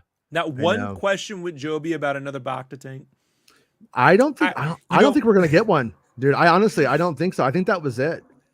I don't but just the fact that they wrote it again, like, what's with the Bacta tanks? Like, why you guys with the Bacta? Yeah, Bacta. I don't think the kids are gonna heal him or anything now. That's what I think. Jedi Mike says the normies will remember the Kenobi celebration highlights and the recaps from each week. Next, my wife loved it. My wife loved the hand holding moment. I know. When I watched it, my daughter was watching it with me. I was holding my daughter's hand. And then when that happened, I could feel her hand moving so I knew it was working for her because she was like, I'm holding my dad's hand. Hello, me. Jedi Mike says, what do you mean by normies? And are you gatekeeping again? Yeah. No, everyone's welcome here. He's Obi-Wan gatekeeping where he he doesn't run around the gate. He has to go through it the hard way for no reason. And James is talking about what I said about Leia. That's what Lucas did with the Laura Dannon and the Willow sequel. She's a spoiled brat. Yeah, exactly. He takes you from one place to another. He makes Obi-Wan Kenobi a self-centered, sort of xenophobic-ish kind of guy almost. And then by the end of it, he's a completely changed, different person with a better worldview. And that's what Anakin does the exact opposite. He inverses it, where he's going and he's buying Jira fucking air conditioning. Later on, he's putting people on fire. You know what I mean? It's the exact opposite, like in terms of where the characters end up. Yeah, seems right for an angry white kid who bought a bunch of military gear and like take over the universe. Yeah, sounds right. Yeah, true. I went there. Yeah, everyone in Anakin's life does get kind of barbecued in the end, don't they? Will. Yeah, I know. Yeah, but when an Aunt B tried to protect Luke, they'd wind up barbecued. Oh, wait. Yeah. No one is complaining about Luke Leia bait and switch. Nope, they're not, because that started before there was ever even a reason to say it. So that tells you everything you need to know. Joel Williamson says Rob wanted to see Leia get tortured. She had it coming. You figured me out, Joel. You Leia don't. I can't say that joke. Never mind. I'll tell you later. Leia is solid. I hate wise Alec kids in shows and movies, but she sells it. I think she does great. Yeah, and I and my kids enjoyed the staring contest line, the talk shit moment. All I'm saying is the Stranger Things crew needs to put her in the last season of Stranger Things. She's great. Yeah. I finished that this week. I liked it. But for the record, I think Stranger Things is really cool. I wouldn't call myself a hardcore fan. I think that's really cool. I watched all of them. I've enjoyed them all about the same. And I don't think it's fucking fantastic. Amazing. I don't really it's but the one thing that it does is it does something that George Lucas did, and that was take the 80s genre. They take the 80s genre and put it in the concentrate and made more of a lot of the best things of that stuff in one go. So I like it. Yeah, man, that house sequence, man, when like the guys just show, you don't expect them to be firing at kids and just tearing apart the house. That whole thing is the show's great. That's Satanic Panic stuff, dude. Come on, man. No, it's fun. It's this fun. Stuff is great. The editing between the D&D and the basketball game is fantastic. The gun sequence in that thing was really good. I liked it. Did it really fit what was going on before with those cops? I don't think so. They were fucking eating pizza, being lazy fucking fat cops. They were in a small town, and then the military showed up. That's the difference. No, I know. No, I'm saying I like the moment. I'm just saying, like, if you like you can nitpick it both ways on that one. Yeah, like, but these are the guys that used to be in Vietnam, like in Die Hard, when they're like, just like Nam, right? It's like I was in fucking middle school. Well, Rob, they didn't set that up. They didn't set it up with that character. So, Will said, and when you're being entertaining, you don't notice. Will Morgan says the show is meant to be absolutely horrifying to a 10-year-old girl. The imagery is startling but blunted for adults, in my own opinion. It's a family show. Yeah, that is literally my take on it too. It was very scary. Not my kids aren't like, my kids are watching Stranger Things and shit, for the record. You know what I mean? Like if it doesn't have excessive nudity or something like that in it, then I'm not gonna watch something like that. But when it's just standard violence, they're gonna get that. Just living here, going to school. Shogun says, if they could have had that might be the darkest joke said today, Jason. They could dark have heart. Yeah, dark heart. Yeah, they could have had Reva play nice to Leia and manipulate her to think Kenobi was the bad guy. Yeah, they kind of like started to like fill around that. But the one thing about Leia is she knows when someone's lying. Like even when it's Kenobi, when someone's hiding something, she's good at finding that secret. But they still could have went that way. Joel says seeing a youngling preserved in amber is fucking hardcore.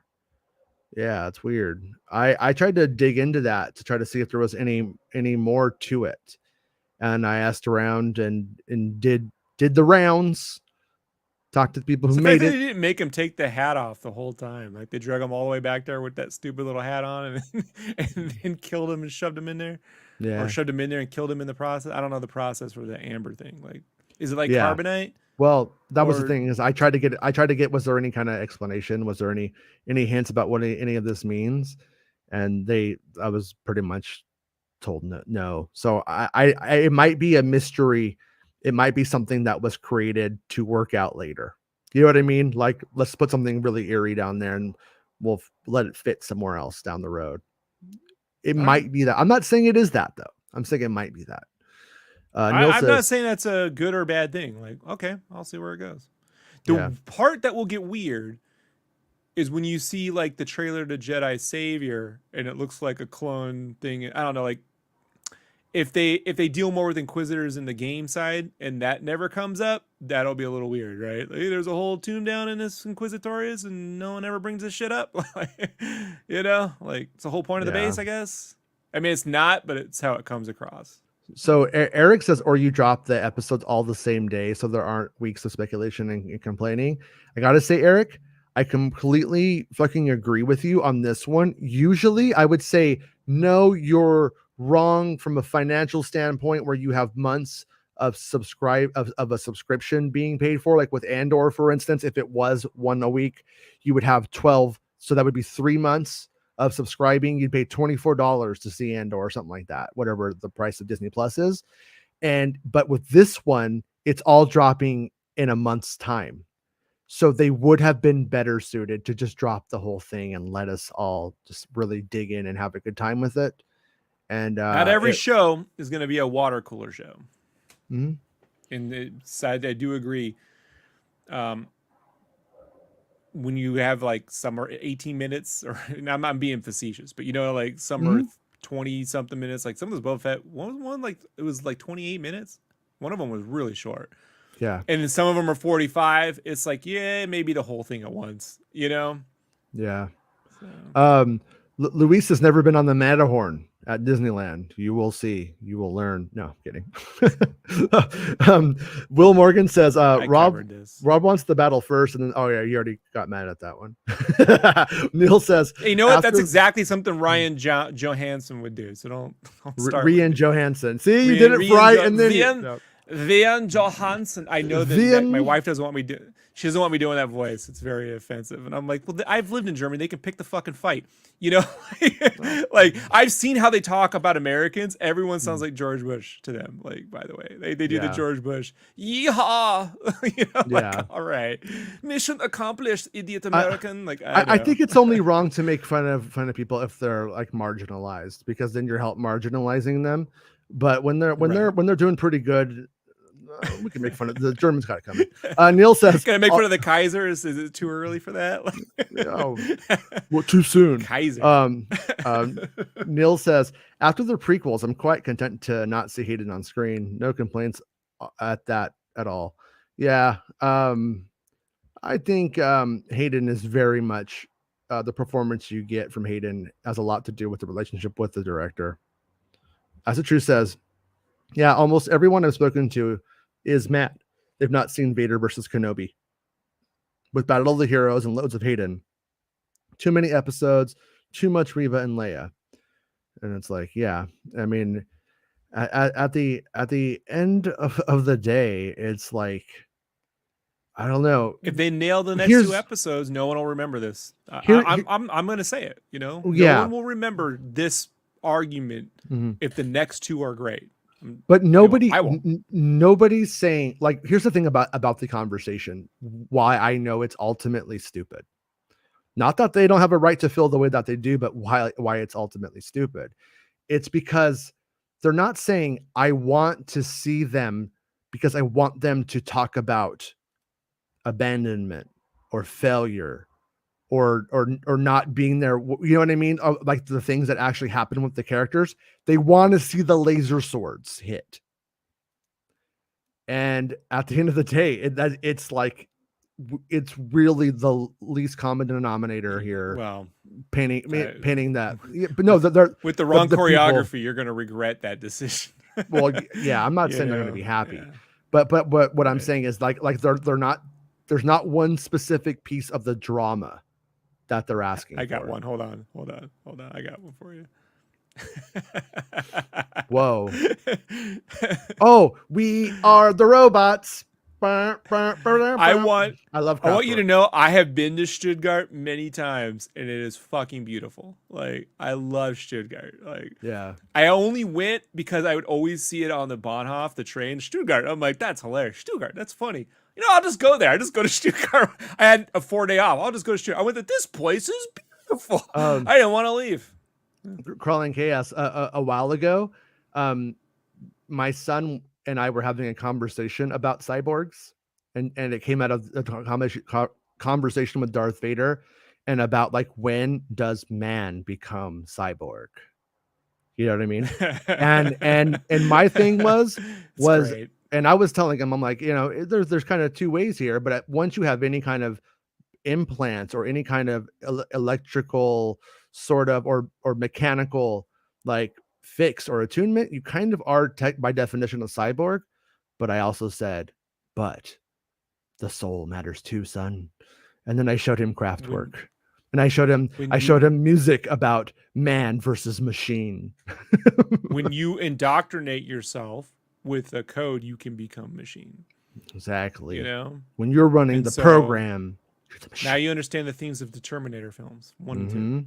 The only Oh, and we had also watched Terminator 3 that week, and he hated it. It has a rise. Don't write anything. Don't watch anything with the word rise in it. Don't. Yeah. It's not worth it. I'm telling you now. If it has the word rise in it, no, get out and fucking run. Rise of the Planet of the Apes was good. No. Yeah, that one was good. Yeah. I like all the new Planet of the Apes movies, but Hello Me says, can't do with the rise. Yeah. No, but that is the thing is like, you know, I don't know. It's really, really weird that everything is so fractured. Everyone has their own bullshit, batshit fucking critique of everything, and we just gotta accept not everyone's happy. Kind of leave it alone, I guess. As a true Marvel has an awful storytelling, to be fair. We'll see. Like, I think Marvel does Marvel well, but I don't ultimately care. Yeah, Star Wars Santa says more likes on the live stream, please. Thank you, Santa. Thank you. And thank you for inviting me today. I had a good time hanging out with you guys. And remember to just like and subscribe to Holiday Special Santa, the Nightmare Hour, a capitalist dream. We're going to be going through every Reva figure from now until the end of time. Reva on a Vespa. Yeah. Shogun Orta says they could have put her in a container or something. And they're well aware they were going with a trope. And like, wait, Leia? Leia in the jacket is a trope. The hiding the kid under the wheel trench her coat. out, like no, but I mean they could have had her get on his back. They could have put the trench coat on, and he could have walked a little hunched over. I mean, there's things that they could have done, but they wanted to do a joke. The missing component in the writer's room with Joby and the 15 writers on this episode is Ned.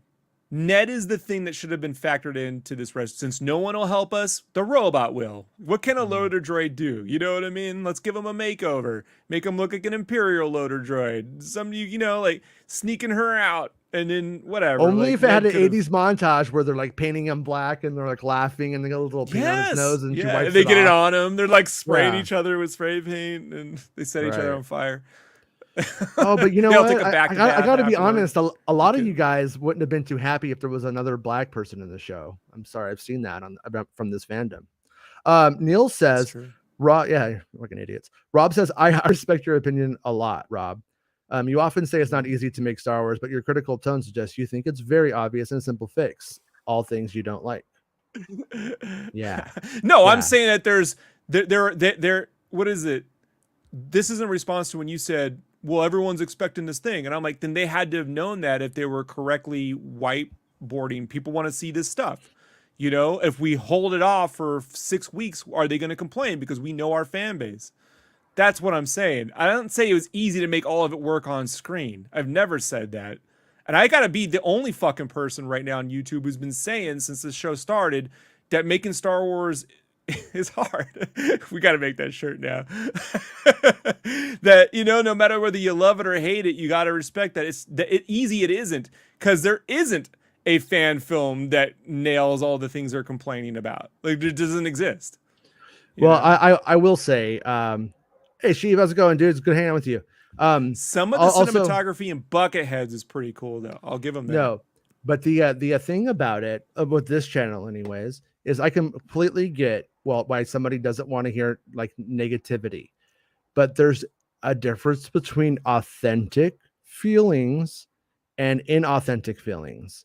And a lot of the people that have pushed the anger motif before anything was ever seen are the fakest motherfuckers in the world, and they're never going to be real.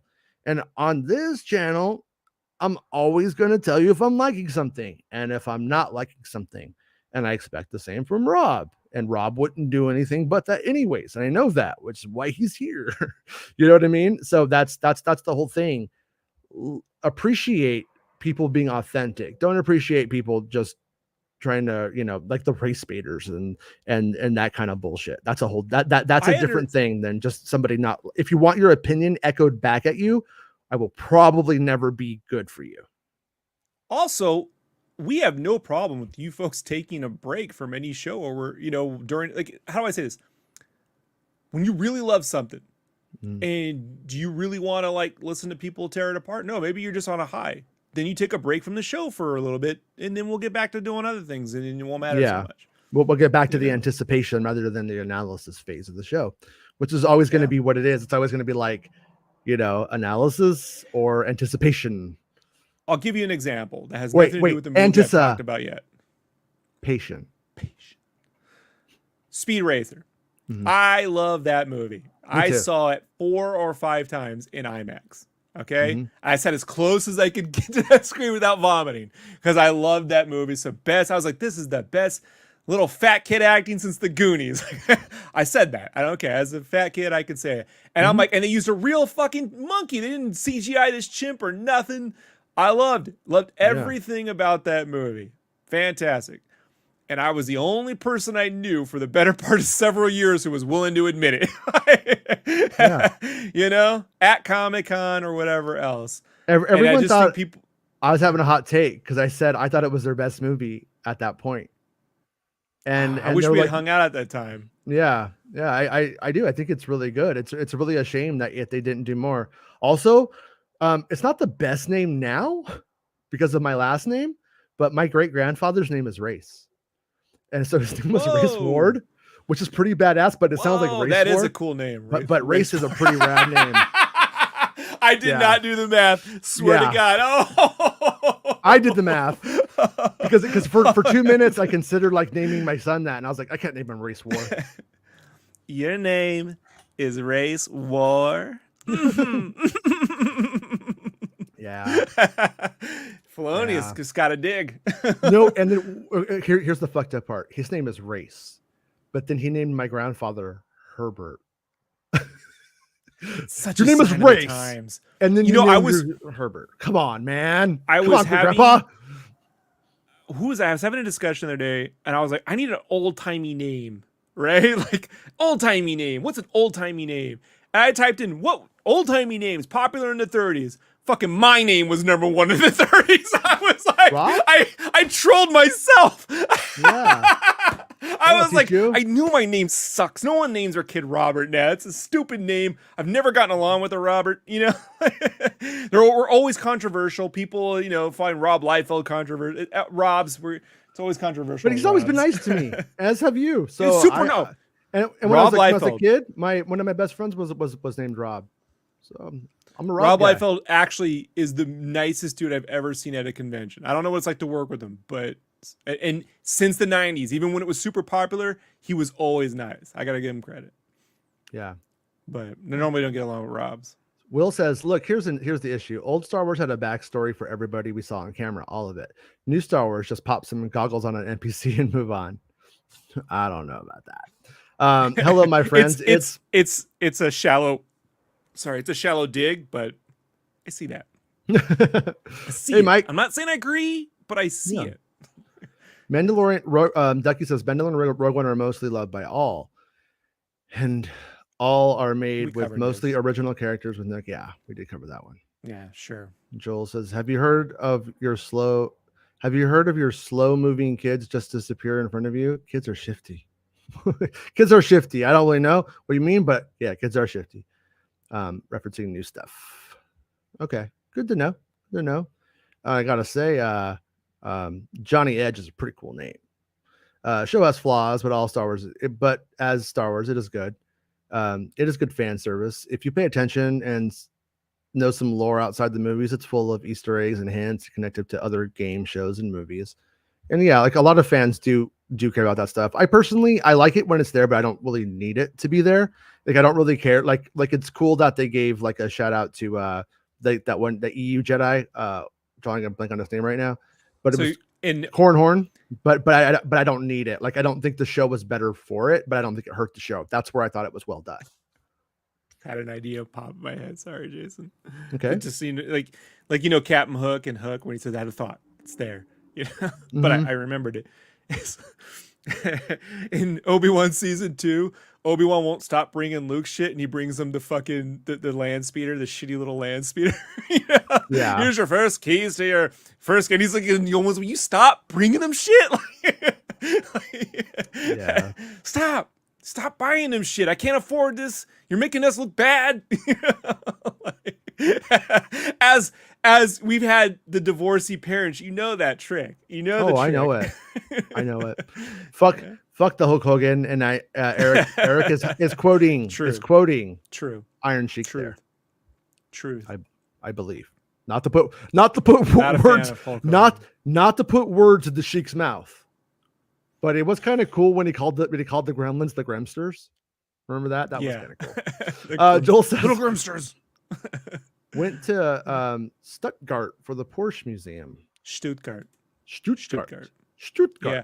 I did not go to the Porsche Museum. I did go to the castle, and I just spent a lot of time. There's like this cool like waterway with all these cool like cafes and shit. I wrote some of my fan film there in Stuttgart. This was before laptops. I had to write everything on yellow notepads by hand and then keep rewriting, really George Lucas style. UFOs. I know yesterday on UFO Twitter, there was like not Twitter, but Reddit, there was like a big thing because like all these pictures were coming out, and I'm always highly like suspicious of it. The ones you sent me? Yeah, but then finally somebody found that it like the footage they were using was using like specks of dirt to like freeze framing on it to appear like it was something, and I was like, oh, okay, so all of it's fake. But what I liked about it was a big batch of UFO photos are pretty much debunked in one go. But I also thought it was important. That's a good sign. Yeah, and I also thought it was important that it I send it to you, so that way if you ever come across them in the wild, I forget about it. That one was in that fake batch. But I want to do a UFO show pretty soon. We've just been so exhausted with all of the Star Wars stuff that it's been like too much to add that lately. And I need to go re-listen to Bob Lazar to work on my my Lazar voice. I'm a little rusty, but I'll give you a little preview. Check it out, folks. Look at that. Look at him. Bobby Laser.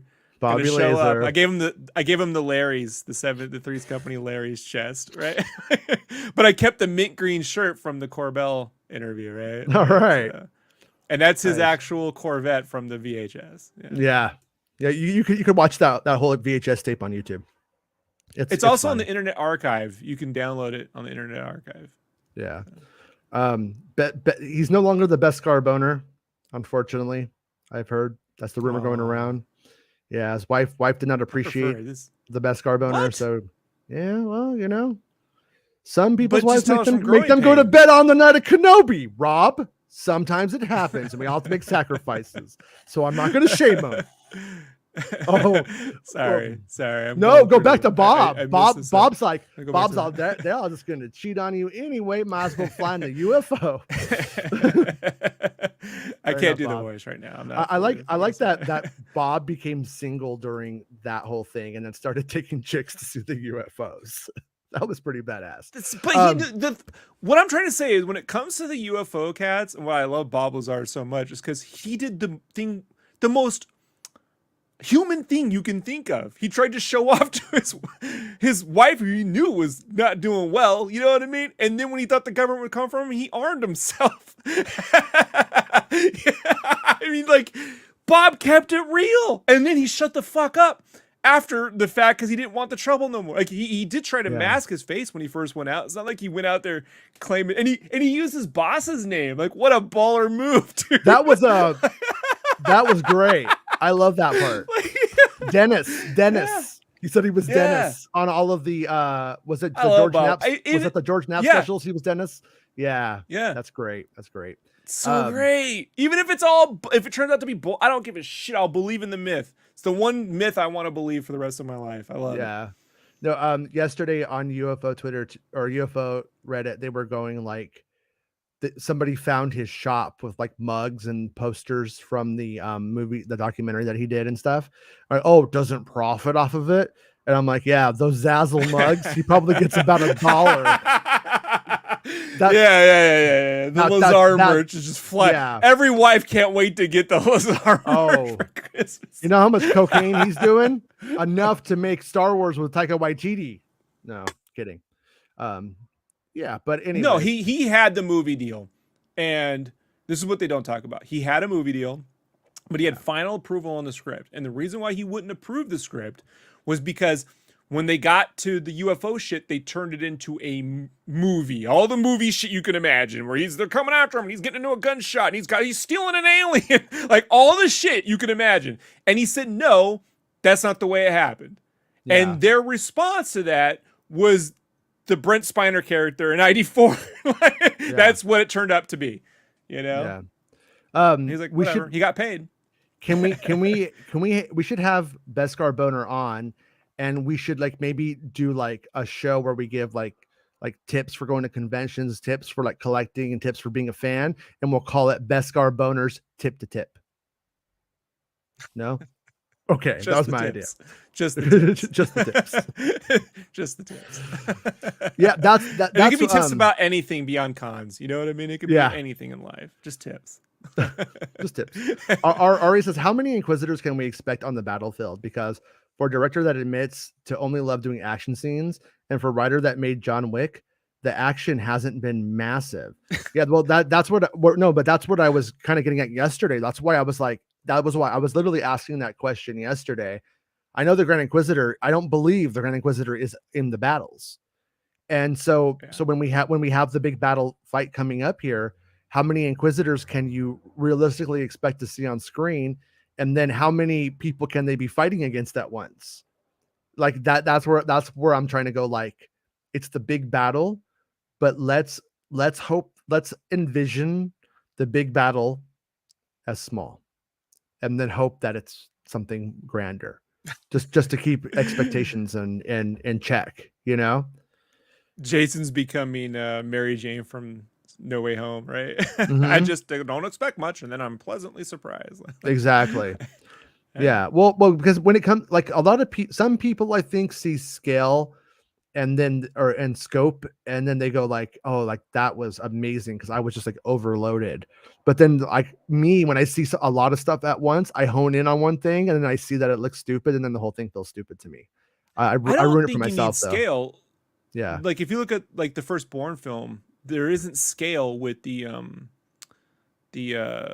Mini Cooper sequence. It's just intense, and you're along for the ride. That's all they have to do is intense, faster and intense, but and along for the ride, and you will want to keep that on a loop.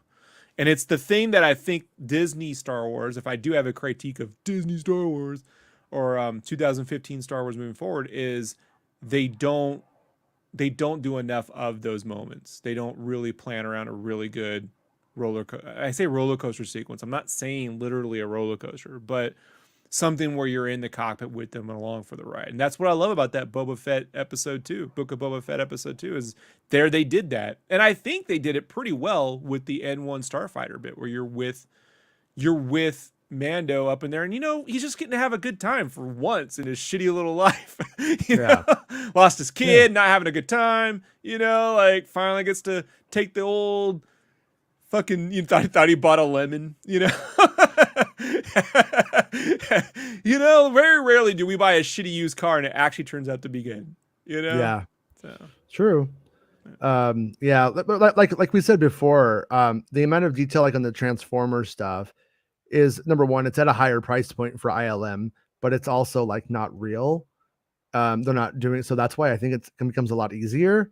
And that's what Rob said anyway. So I'm just going to echo that real quick. It's shot And in the then, real world with big CGI robots. yeah. Star Wars And is still then, not shot in the real world, like unless it's out in the desert. Like it's and then do you not think in a they will highway. CGI Inquisitors? Somebody I haven't seen. And I don't think they would. I think I think for the time crunch that they're under, I don't think so. I don't think they'd have time for it. Yeah. Most likely. I could be wrong though. Would But have if been an I'm interesting just scene to betting. have in the first episode with Vader and his council of Inquisitors around him, where he gives them the fucking orders, and the way Palpatine, he's hologramming them orders the way Palpatine does everyone else, that's him, and then you don't see the other ones until the end. Like there's something, but yeah, I'm with you. Patrick Boyle says, we getting the Palps hologram in 5th or 6th? What's the current odds? I'm going to say 95% chance no Palp. Those are You've my been odds. 100% Palp free with this whole series since day one. Yeah, I'm gonna leave that little tiny tinge open of the fact that maybe there's something I just don't know. Sometimes I never claim to know everything, just claim to know a lot sometimes. On this one, I think I knew a lot. And Palpatine is one of the things that got shot down pretty consistently. Just the tips, words to live by. Hey, Tyrant, how are you? Patrick says, the car scene in Ronin is outstanding also, Rob. The Ronin is great. It's fantastic. I was falling asleep, then Rob started screaming again. It's animal can't complain about me screaming. Play the drums, can't animal. Animal. Yeah. Tyrant. Yeah, my favorite Rita Moreno moment ever. I know everyone loves her in West Side Story and her role in the January 6th, but the vaccine denial or whatever. But my favorite moment, she's turned out to be a little conservative, is her and Animal in the Muppet Show. It might be my top 3 Muppet Show moments. Yeah, I'm just kind of of the opinion that tearing down the government is the opposite of conservative. It's not really going back to anything, is it? So the founding fathers would have done that. Yeah. with muskets. Tyrant, so any fast action cuts, no long action shots. Do not wish Michael Bay style filmmaking on Star Wars. Yeah, I personally don't.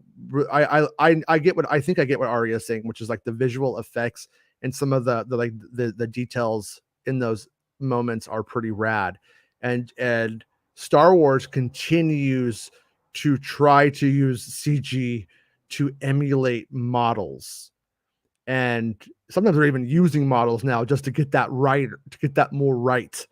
And it's like, because a lot of people, that's feels like Star Wars to them.